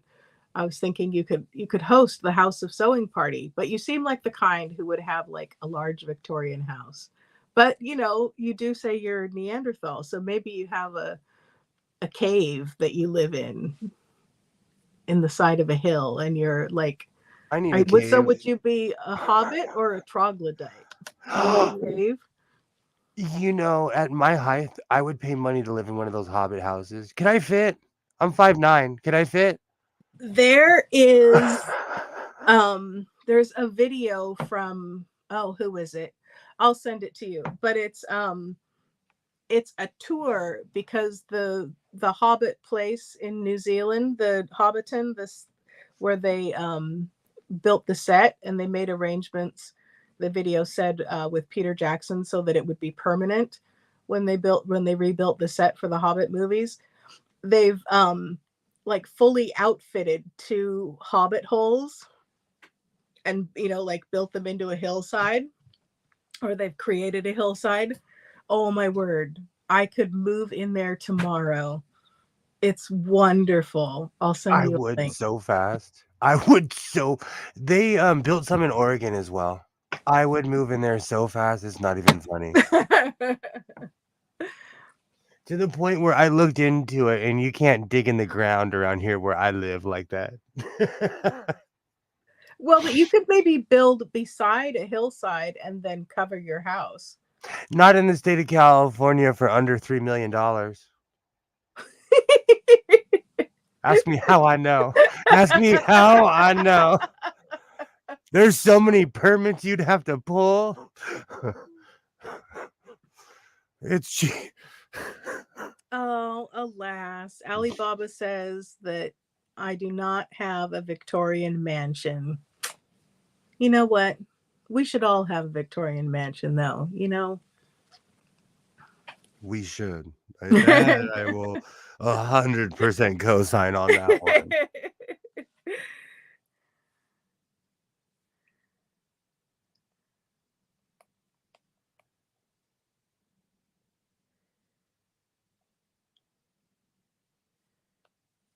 So I am looking here. Ah, here is the video. The channel is called Living Big in a Tiny House, and it is a full tour of the Hobbit house, and they talk about to the like some of the art directors and the builders and set designers and all of that. So I'll put a link in the chat. I used to talk about this all the time. I wanted to move to my grandmother's house, and then my mom asked me a simple question of, "Are you ready to clean a 7-bedroom house?" And I said no. And then you have to heat said house, and then you have to there's a owning a giant house is cool, but Well, you can get air ducts and things so that you can set it for certain zones, so you don't have to heat the whole house at the same time. And then lots of people would love employment and have cleaning businesses and would be happy to come and dust and clean the floors and clean up the bathrooms for you. I am literally one of those people that puts on Dr. Dre and starts cleaning his house. Well, then what's the problem? Or if I'm feeling real froggy, I put on some Risky Business when I'm by myself, and I go Oh, full goodness. Tom Cruise. I said it. I do. Saturday afternoons, I'm in here. People are probably like, "Oh, that guy's this and that." I'm literally in my house, sliding with my socks on the hardwood floor, singing Risky Business, literally. Alibaba says, I could borrow a Victorian mansion. And then Kilroy agrees with you and says, a Victorian mansion is too much to clean, a bastard to heat too. I couldn't hang. And then the Victorian mansion that Alibaba can borrow has a greenhouse like tea room. That would be wonderful. I love houses like that. I miss that. I miss architecture. I grew up in an era where people had atriums. A friend, okay, keep in mind this person was uber rich, but they had 2 oak trees in the middle of their house. And you'd walk up his room, and it's like he lived in the forest, but it was inside of his house. Wow. I like trees. Well, you can insulate and re-putty windows, and you can do stuff. I've seen it on YouTube. I've seen I've seen quite a few videos. You may or may not have sent me about some guy with a villa in France, and I like watching videos of the people who inherit mansions in the UK and they can't afford to keep them, or just keep the upkeep, and their house is stuck in the 17th century, literally. Literally. It I'll show you. There's this one I was watching. I was like, "Oh, that's more of a curse than a gift." They got this house, and they show the one room is elegant and it's huge, but then they start walking through the house and it slowly gets even more dilapidated as they start walking through, and they're like, "Man, I haven't been over here in 20 years." I don't know if I could have that. See, but in my head, I could have that much space. Oh, I could totally have that much space. I have a list of things I would do with the different rooms. It would be great. The dinner parties and balls that I would have. Same. Like I see, but I'm a hoarder. I would have stuff for every room. Absolutely. I'd have a setup for every room. I could bring my grandmother's pink room back. I have all the sheets. That is the one duvet I haven't made anything out of. Should I make a really like puffy coat? And it's all Sears. Pick a year. 1960, 70, 80. It's all Sears. You could make like a puffy coat duster with a big hood. You'd be so cozy. I made my grandmother. I made one of the first cloaks I made. People were like, "Oh, that's so amazing because it's goldish." I don't like. I made a jacket out of it. I made a cloak. I made a hoodie. I made all kinds of things. My grandmother had an Alaskan king size bed. It That's a was lot like of fabric. it was huge. It was basically 2 queen size beds put together. Mm. And she would make her own sheets. She would make her own covers. So that particular blanket is ginormous. Think of the coat you could make with that. I'm scared. Like that's one of the reasons I'm scared too, because I also made a cloak out of this really funky 1970s yellow and white giant blanket. And I'll never forget, I got to the label and it said Sears Roebuck in the corner when my grandfather was obsessed with Sears. Well, it used to be a good place to get quality things at reasonable prices. Okay, let me move this. I'll free up some space in here. I am done with my shirt, but this try-on's going to be a bit awkward. I still like my Jay Leno setup with my serger. I feel like I'm interviewing my sewing machine. So, when did you know you were going to be commissioned? When did you know you're going to be shanghaied into the sewing fleet? All right, let me move this. I'm going to take a quick coffee break before. All I right. can't even see how long we've been going. 2 hours, 1 minute, 48 seconds. Oh, we haven't even hit the dressing room yet. That's not even James Brown territory or Elvis. I will be. I'm not going to go all night. I promise. I always you get that look like Yes. you better not drive to Seattle. You better not drive to Seattle. I tried to keep a neutral face. I don't think I succeeded. I'm sorry. I'm not that blind.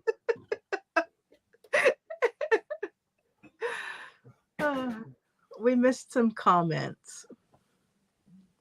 Let's see. Ali Baba said that the greenhouse, I would tell them it would be nice for Treadles to stay in and sew. That would be wonderful. And let's see. Oh, and then Alibaba said people who try to heat a Victorian home without the original type radiant heat will lose money fast. Yeah, people, they do weird things to their houses and then they wonder why they're like uncomfortable and non-functional. Well, they also don't do the research. Mm. I think that's part of the problem is people just move in somewhere and think they can take over not knowing. Or like there's all kinds of things people don't do when they move into somewhere. Check the pipes, you know. Or some of these like terrible flippers, they like rip out the cabinets and then people complain, oh, there's no storage in this house. Well, yeah, there used to be, but let's see. Kilroy says King Charles just built a brand new town that's designed to look like old English architecture. It's called Poundbury. Poundbury. That sounds really improper. I'm trying to stay away from it. I don't think I'm mature enough for that name.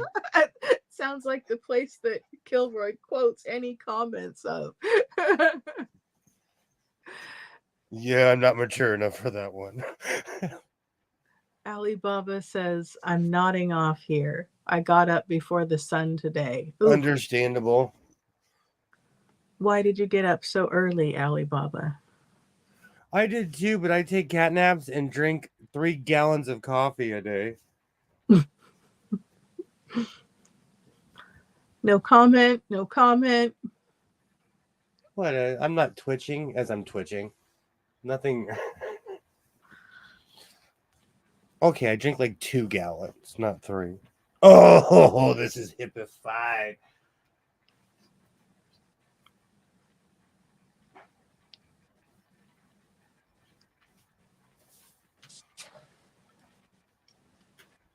Oh, man.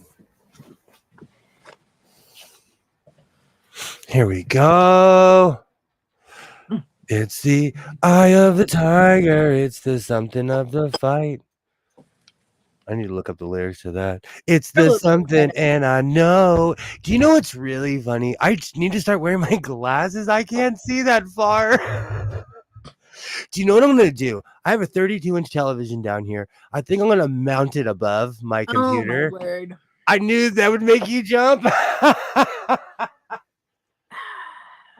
That TV doesn't work properly. You should get rid of it. With a little jostling, it works. Do you know, I'm going to call this another victory here in the House of Sewing. A hippy dippy shirt. I'm probably going to add a hood. There will be an after the stream. Hey, it was so great to see you, Liz. Thank you so much for stopping by. Thank you so much. Yeah, it was great to see you, Liz. Great to see you. Thank you, man. Thank you, man. From the bottom of my groovy heart, I thank you, man. Should we sing some you know what? I'm not even gonna try to act like I was from that era. No, I'm not gonna front. I'm not gonna pretend because I might say something wrong. Doors? Were the Doors around during that? Thank you, Joy. What are we talking? What era are we talking about? The 60s, the groovy, or the early 70s. Because people think the 60s, when they think of the 60s, they're actually thinking of the 70s. With a lot of the styles, at least. Yeah. Well, what about some D-Light? I love that stinking song. I hope they play that song at my. I'm not even trying to be funny. I hope they play that song at my funeral. That is my song. It's an awesome song. I still groove in the heart to this very day. We need some rainbows for that. Grooves in the. I still rock out to that one.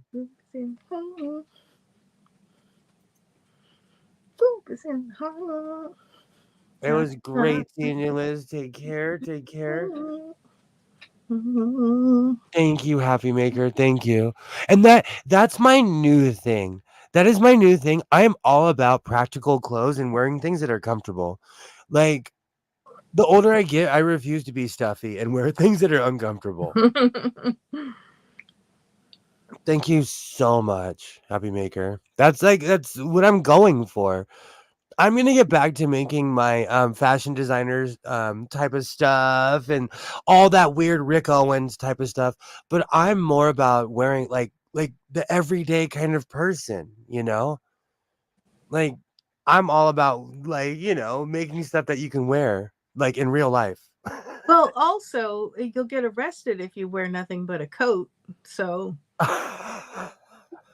or even that Balenciaga stuff, like it made me feel like oh man, it just made me it just made me feel old. It's just not my style. I don't know. Am I a fuddy-duddy because I would never pay $3,000 for a denim jacket? I think it's just not your mark. You're not their market. You know what I mean? No, I'm not. I'm at the Goodwill. I'm I'm hanging out with Modelo Man. Which, by the way, in my short, I did finally show he has so much inventory. He read up. I do not know where he got all that fabric. Wow. hundreds and hundreds of rolls. When I walked in there, I couldn't believe how much Modelo Man had. I'll watch the rest later. My phone is charging. Looking forward to seeing the. If I don't make a turtleneck, I might make a hood. Maybe. We'll know by Wednesday. But this is what we're here for, being productive, having a good time. And that's why I stopped doing a lot of really overambitious projects during my live streams. Like if I start something tomorrow, I could finish it on a Wednesday stream, but I'm not gonna like start an intricate item before a stream because it stresses me out. Well, only because you seem to think you have to make the whole thing in one stream. I'm an efficient human. I start something and I finish it. I have a weird drive. I have a really weird passion and drive in what I do. So I'm one of those weird people. When I start something, I finish it. It's an annoying habit actually. Well, I'm not saying you should leave it unfinished. I'm just saying you don't need to finish it in one sewing session. You I are agree. allowed to take 2, 3, or 4 if you need to. I need to hear that repeatedly over and over.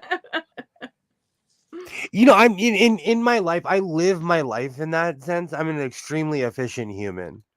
And so I think it's if you can't see your own faults, there's something wrong with you.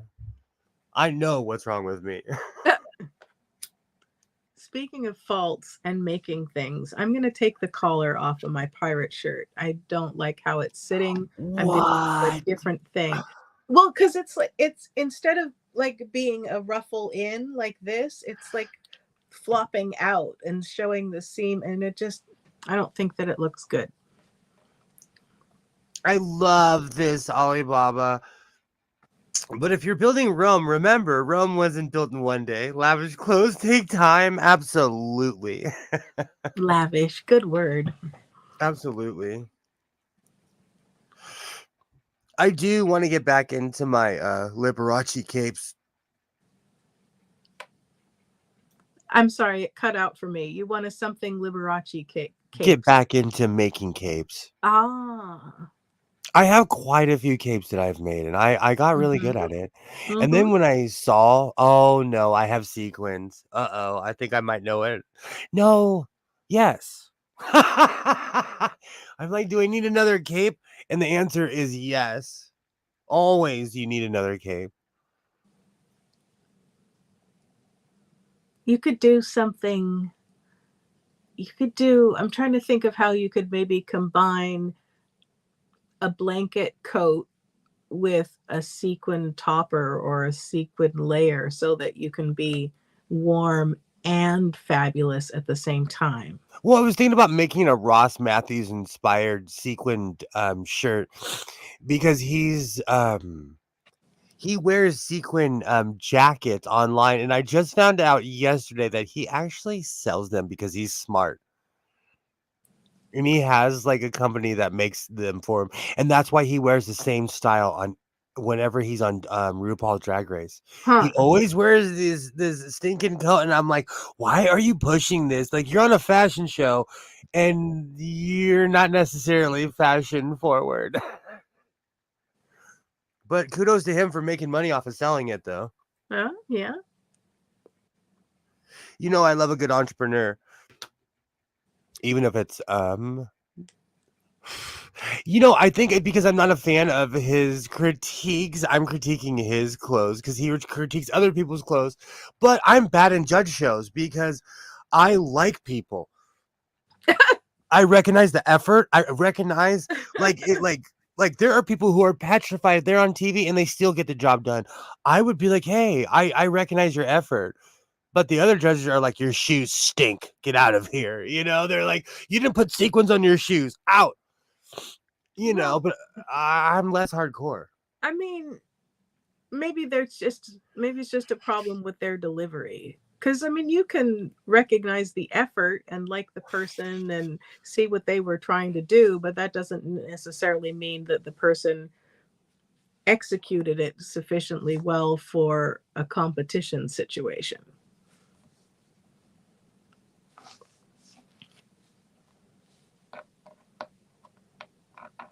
I'm in this really weird phase of like when I watch people judging people who sew, my first question is, do you own a sewing machine, sir or ma'am? Do you own a sewing machine? Like, excuse me. But these people are also professionals. And I'm some shrub sitting in his house being offended because they're critiquing people who are on a show where you get critiqued. Mm-hmm. A sequin caved line with sequins. I like that. But Rome didn't have coffee or weed. Will Good built Rome in 1 day and a half. Oh, I used to always call my dad Pharaoh because, like, there are projects that he started that I'm finishing right now. Yeah. And I told him, like, why are you doing this? He's like, it'll be your problem, kid. And he was not lying. He was actually serious and cackling about it.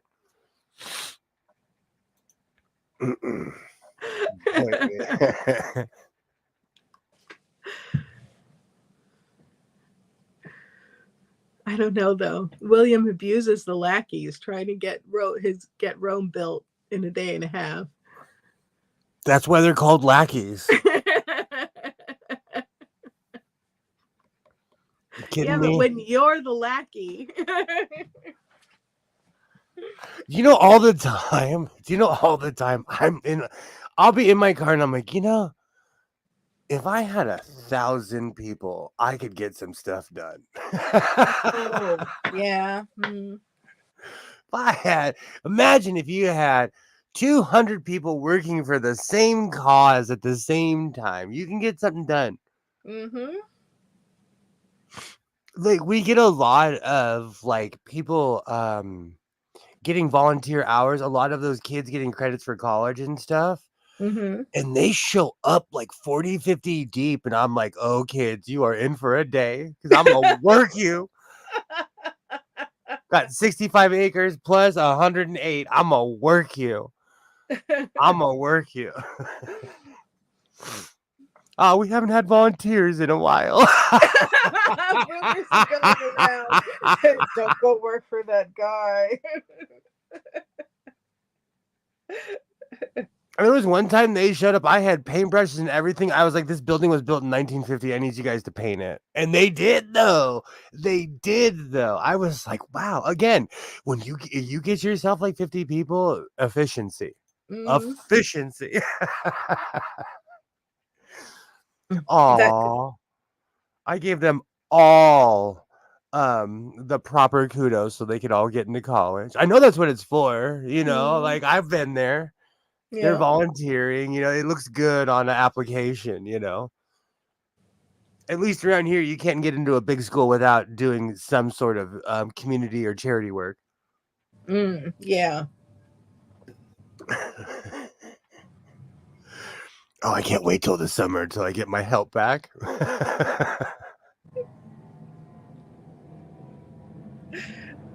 You need a pool of lackeys to catch up on some projects around the ranch. Or like my predecessor, like there was this one group, he'd always call them the locusts. They would show up with like weed whackers, their own equipment, everything. They would cut an entire field. I'm talking about 40, 50 acres. The front field, it's like 2 or 3 acres, and then there's a road, and then the next to it is an acre. They would cut that within 20 minutes. They literally would walk in a line with weed whackers. It was a sight to see, actually. Wow. They are the locusts. The rich pricks go to Ivy Leagues anyways. California doesn't have any Ivy Leagues. Well, to like get into SC or like, to get into the big name schools, you have to show that you care about your fellow human. Excuse me. And I can always tell when like the football store comes in my office or something, and I'm like, oh, here we go. Someone told him he needed some charitable work to get into college.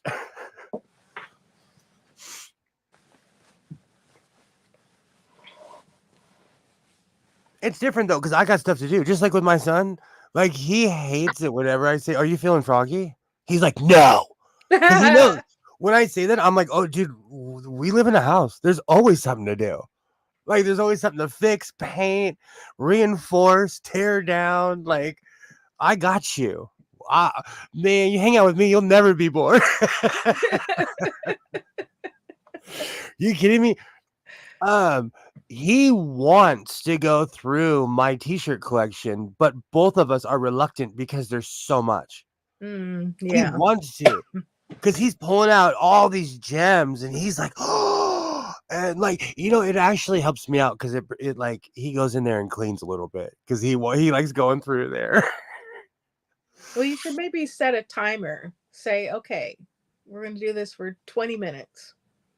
And I then, do everything in hour increments okay, because fine. I Hour. have such overwhelming amounts of things I have to like get in there. Mm-hmm. The problem is the production. Like I bring it out in the living room, There's a moth. What's a freaking a moth will come out with a briefcase, and it's like I was born here. I have rights. I have rights. You'll be hearing from my lawyer. Walks out the front door and slams it. There was one time in the hallway, this giant moth came out, and Isaiah was like, that didn't come from outside, right? And I just put my head down in shame. Like, I have mothballs in there, but I closed, like, I had them in Ziploc bags, and I closed the bags because I couldn't stand the smell. Oh, maybe you should get several lovely large pieces of cedar and do some like You've tried. cedar oil sachets or something like that. You've tried. You've told me that before, I think. You've tried. I'm uncivilized. Well, I mean, if mothballs smell terrible, They go work, old though. They work, though. It just reminds me of, like, I grew up around senior citizens, so it reminds me of a different era that doesn't exist anymore. Mm. Like, I grew up around the group that aged out, around the World War I, World War II era people. Those were my people as a kid, Well, and you just they need to go a little farther back to the days of cedar before mothballs were invented. I agree. There is something I need to be done, but this time of year the bugs really aren't around because it's cold. Mm. So they're not, they're not around at all. When summer comes, like I've been looking into one of those weird nets, but I want to move though. So part of me, it stops me. What really stops me is my storage unit. Is the unbelievable amount of stuff that I have in there. Well, if I had 100 people, I'd be done in 15 minutes. It's been a couple years since since people have passed, and you've had kind of time to process and sit with yourself on things. Maybe you're in a space now where you can get rid of some things that you have duplicates of and that you don't need anymore, or that you don't want to keep for sentimental reasons. So technically, I've had that box for 5 years. Mm-hmm. And this summer, I think might be 6 years. I think it's time that you can go through it, and because it's a burden. It's a burden of space, and it's a burden of project, and it's a burden of finances. Oh, it's an apartment. It's like I'm renting an apartment in 1995. It's like I'm renting an apartment. Yeah. You don't need that sort of anchor on your life. I could have bought Isaiah that $10,000 truck that the kid still hasn't sold the truck and he still wants $10,000 for it. I call him a kid, but he's in his 30s. And he literally has a child. Oh goodness. You're going to be one of those people? I try not to be, but it's different because he's from where I'm from and I remember him as a child. Just like Andres, I told you, he owns 2 houses. He's a land baron on this side of town, and I still look at him as a little kid with a chain on. I find that so frustrating, though, because you get anyone who's of an older generation, and they treat you like a child, and it's That's like different. I What? treat them with respect. I don't tell them. In my mind, I remember the chubby cheeks. He had gold teeth and a gold chain. That you don't forget a kid like that.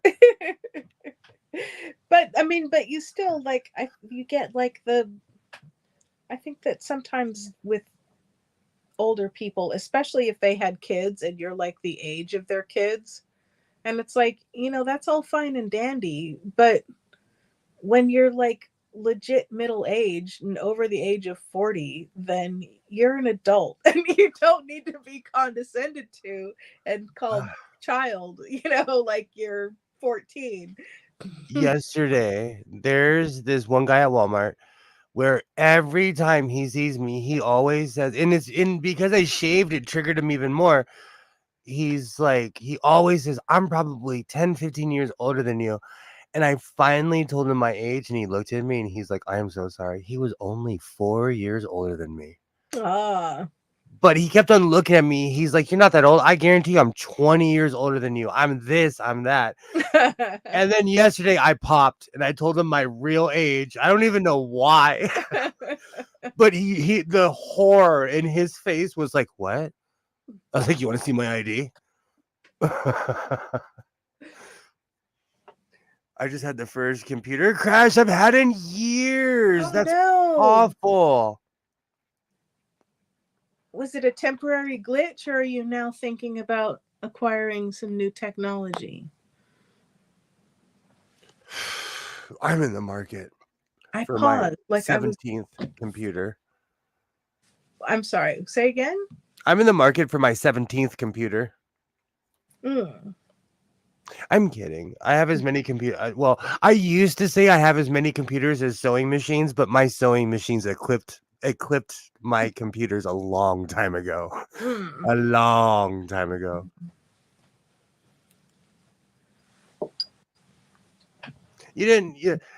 I'm back, just temporary. I'm back on.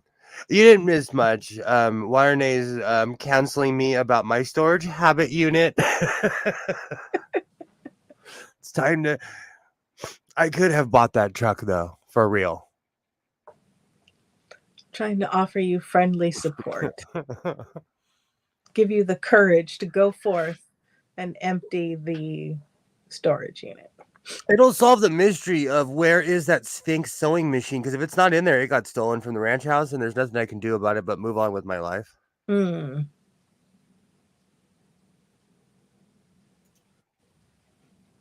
I was rearranging some things in my work area so that I can clean that FOF I showed you. And I saw my singer on the floor that has the lovely the pattern of flowers and excuse me, not the Tiffany one, but the older flowers, the like gold and brown and stuff. They're so pretty. You were the first person to point out the Tiffany decals on a few sewing machines I had. I didn't even know those were real. Then I Googled it and I'm like, oh. I love those. I have quite a few sewing machines with the Tiffany decals. I like how they're like iridescent looking. The way they did. It trips me out how long I have a sewing machine from 1911, and because it's sat in a table, it's preserved. Nice. It trips me out how it's more preserved than machines I have from the 1950s. Mm-hmm. Yeah. It's nice when you find one of those. It's weird. I'm looking at it right now. It's weird. The singer is still golden. It's weird. But because it's sat in a table. Shout out to Rooster's Relics. He pulled that thing out, and I'm like, and it was like in that trash table. And then there was another one that I got. Was it from Rooster's Relics? I think so. It was from 1909, I think. And that one has perfect. I mean, it's in a box, a literal box. I don't know if the box was built around the sewing machine. I don't know who came first, but I'm not messing with either one because they're around the same age. And you can tell by the wear and tear on the wood that the wood is just as old as the machine. Yeah. I was shocked when I found out the age. Sorry. I mean, it does it look like a handmade box, or does it look like just the wooden case for the machine? The problem is that it's like, oh, standard square nails and whatever, but and it's so funny because the nails have square heads. Oh. Yeah, it's old, but it's perfectly cut around the machine. And it's been there so long, it almost was like made for it, but I know it wasn't because those machines came, Singer didn't play with their machines. They came in full Mhm. boxes from the beginning all the way up until the Sears era where they had the Singer section in the store. Yeah. I got I ordered a Singer 66 red eye, and I got one that had like messed up decals because the Singer 66 red eyes they're pretty common, and I wanted something that I could paint without feeling, without wrecking some original decals. And I got one that was intentionally like all messed up so I wouldn't be ruining anything. Only then when it arrived, I looked and I'm like, this is better than the decals on some of the other machines I have. I don't know what was in the pictures, but And it's also people are like, oh, this is, in their mind, it's something that it's not, and then you get it and you're like, this is mint condition, guy. Like, what were you doing? That happens a lot with me. You know, I trip out sometimes. Like, people trip out at antique stores. My Star sewing machine. I purchased that for $25 at an antique mall where there's things for thousands of dollars. Um, my trashed white rotary. Let me see. I think that thing's like right here. I purchased that for like $20 at an antique store. That thing's around here somewhere. I curl it. I use it as a dumbbell because it's so heavy. my green white rotary with the alligator skin was the first vintage sewing machine I bought. Whoa! That thing hit my mouse. Ow. Surprised it didn't obliterate my mouse. But this thing, it has, look at all this fuzz from the fuzzy coat it has on it. That's gross. Oh my goodness. But this thing, oh man, that will annihilate my mouse. I got this for $20 at an antique mall. What are you going to do with that one? Are you going to I don't know. It is trashed, and like I have the bobbin for it. It doesn't have the front plate. I have replacement pieces for this, but this thing is trashed. I literally curl this. because I'm not kidding you. that would be one that would be fun to fix up and then do like an interesting paint job on. Like completely take the white rotary off and then put it back on like in red or something. Yeah. Or you could do like like how you do like patch collages and stuff. You could do print your own decals and do some decal collages and just have fun with it. Since the finish is in such bad condition, I would feel that you were saving the machine rather than wrecking a treasure. And it's not like a rare decal that you should save regardless. So I think Because it'd be fun. I have a white rotary from like 1908, the one that has the rose on it that came in that weird table that was like that fake table. I love that machine. It's in perfect condition. You can tell it was Mm, rarely used. This thing must have sat in a factory or something. Like this was trashed. yeah. It's the strangest thing. But like I was rambling about, I've purchased tons of sewing machines from antique malls for less than I would pay at a thrift store. Depending and white rotary because Kilroy calls me out all the time because I get all these like amazing singers because Singer owned LA. And because it was a major brand, we have singers from the 1800s on, but that's because Singer was available. Yeah. Well, they were like they were just huge. They've always sold just ridiculous quantities of machines. But I've never seen a FOF in a Goodwill. Every time I leave my house and I go to a Goodwill, I see a singer. Yeah, the FOFs aren't as common here. I think there are more of them. But if you were to go into Nancy Zeman country, if you were to go to Minnesota, you'd find one in every other thrift store. And I'm not even saying that to be facetious, but it's true. Like it's all about the region and where you live, you know? Yeah. I miss Nancy Zeman. I still watch her stuff. Like when I had rabbit ears when I was like traveling around, I would watch Nancy Zeman because she was still on PBS. I don't think I ever saw her. I don't think I ever saw her program. She was on in the middle of the night on PBS, and that's when she had the old school one. The music literally is like being in a time machine. They have all her old stuff and all her new stuff on YouTube.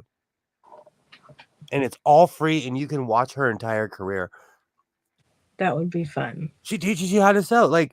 And the one thing I love though is you see through the years she changes with the technology. And then she goes from pushing sewing machines to pushing tables, and these tables look like they should be on the Enterprise. Oh, they're amazing. And they're all 1980, 1990s out.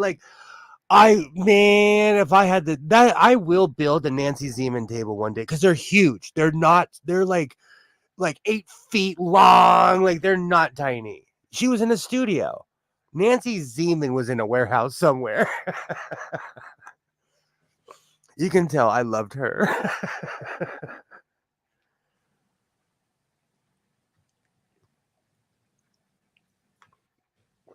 Oh man. Sorry, I have a security camera. It's straight rear window. Oh goodness. I assume everybody's doing something nefarious and they're just living their lives. There was a video I was going to watch. I forgot to watch it. It was somebody had they had found a vintage camera like the one from the movie Rear Window, and they were going to test it out and see what you could see with it to see if the plot for Rear Window held up with the equipment that they had. Those old school reach out and touch somebody lenses were no joke. I have lenses from the 1970s, 80s, and 19 eras. Those lenses were no joke. When I open my museum, I am going to have a wing of cameras. Why not? I have I have 8mm cameras. I have all kinds of crazy stuff. But I'm still mad. A long time ago, somebody that I knew, we were thrifting and they bought this box. And it had like an old-timey camera in it. And we figured it out. And you know what? Jamar, if you're listening, I know you still own it because you put it on YouTube, and I'm so jealous. This was literally 25 years ago when he got this. Long story short, someone I knew purchased. They had real footage from Victory Day in World War II. Somebody was in New York, and they showed, and it was the ticker tape parade. It was just a sea of people in uniforms walking down in New York. And then I think it was a rose. And then he had another footage of another thing in New York we couldn't identify. But it was it was just pandemonium of people. Just unreal. I'm still jealous. He still has it. He's made money off of it. And it's one of those things where, if I had grabbed the box first, but yeah, he still has it. What a find. Oh yeah, and we got that in my hometown too. Still mad.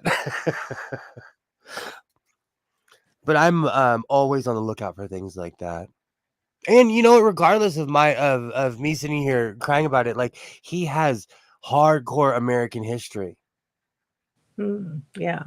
And people pay him money for his footage. You know? It's awesome. It's awesome. It's been used by PBS. Oh yeah. Wow. Oh yeah.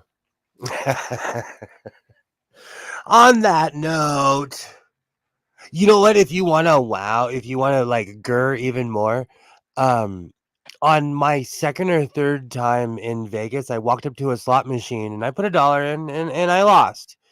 And as I was leaving, I watched a woman walk up right behind me, put $1 in the machine, and she won $1 million. Oh my goodness. I'm not kidding you. I was 22 years old. That was like the second or third time I had legitimately been to Vegas without my parents. Oh.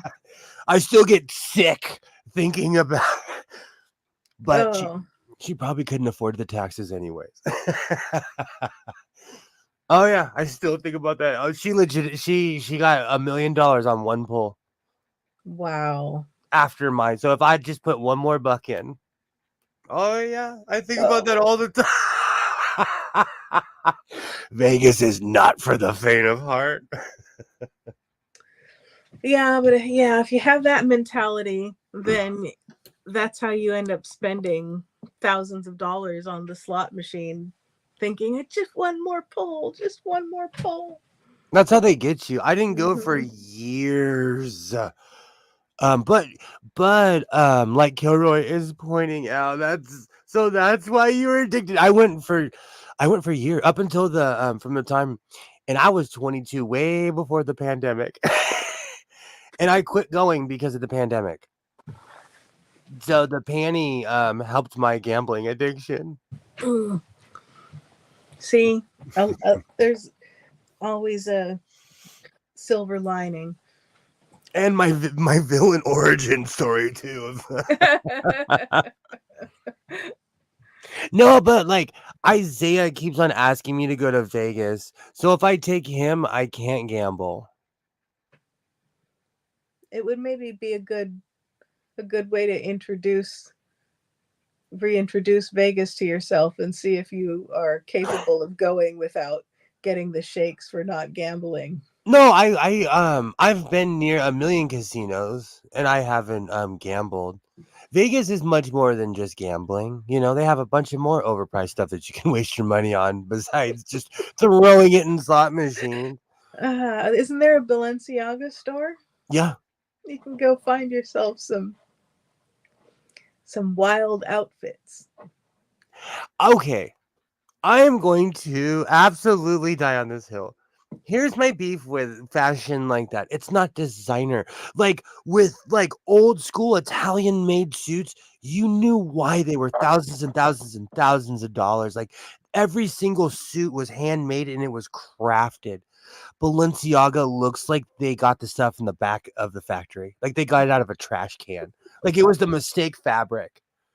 It was the oopsie aisle. Balenciaga looks like the oopsie aisle. Yeah, Vegas is more than smoking like a chimney and playing cards. I've actually seen the Rat Pack a few times.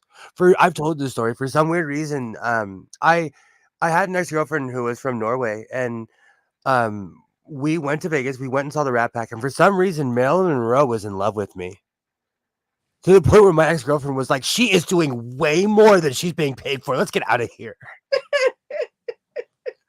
And I still have the picture where for Marilyn Monroe grabbed my nalgas. Oh my goodness. She probably assumed I was drinking, but I wasn't drinking because I was driving. Well, even if you were drinking, it doesn't mean that someone My- gets to grope you. So my ex-girlfriend still, because I'm friends with her, she still is mad at some rando Marilyn Monroe in Vegas. Oh, she had a crush. She had a crush. Oh, good times. Good times. Might not be a bad idea, Kilroy. I've been trying to get him to sell his stuff for a long time. He likes making things. He doesn't need 300 coats. You know, he So could your sell them. It'd be oopsies. great.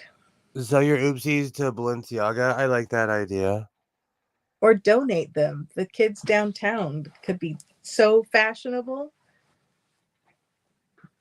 You could put a little like a tag and they'll be like, ooh, is that a House of Sewing original? Yeah, man. House of Sewing. That would, you know what? There's nothing wrong with that either. That's not, it's growing, patent pending, patent pending. That idea is growing, it's growing, much like this room. No, your room is shrinking. Maybe I'm getting smaller and everything is maybe I've been lying this entire time and I'm really a borrower and I'm this tall. And if you don't know about the borrowers, then I feel sorry for you. All right, I'm gonna park this thing. It's been a decent. I pulled up my white rotary. I curl this thing. This thing it's heavy enough where I can see the gains. This is a solid 45, 50 pounds. Those Like machines are no joke. nothing on here is plastic. Like this is a solid 50 pounds. I curl it. It's actually perfect. And yeah, I'm that stereotype. I'm in here curling sewing machines too. All right. Well, I'll be back at it on Wednesday. I want to thank everybody who showed up today. We had special guest star appearance by Liz. Great day. Great day. I hope everyone's doing well. I'll be back at it on Wednesday. Thank you so much to my co-host, Polished and Assembled. Oh, thanks. Pleasure being here. This motley crew wouldn't be the same without you. So we thank you. I enjoy the Motley Crew. Oh, I didn't even do that on purpose. I'm going to wear that patch with pride. With pride. I forgot about that Motley Crue patch. Yay, joy. I'll be back at it on Wednesday. Everybody, you guys are amazing. And to everybody who watches this in the future, I absolutely thank you. You guys are amazing. I'll see you on Wednesday. Until then, reinforce your seams, be yourself, and I will definitely see you next time. Bye. Bye.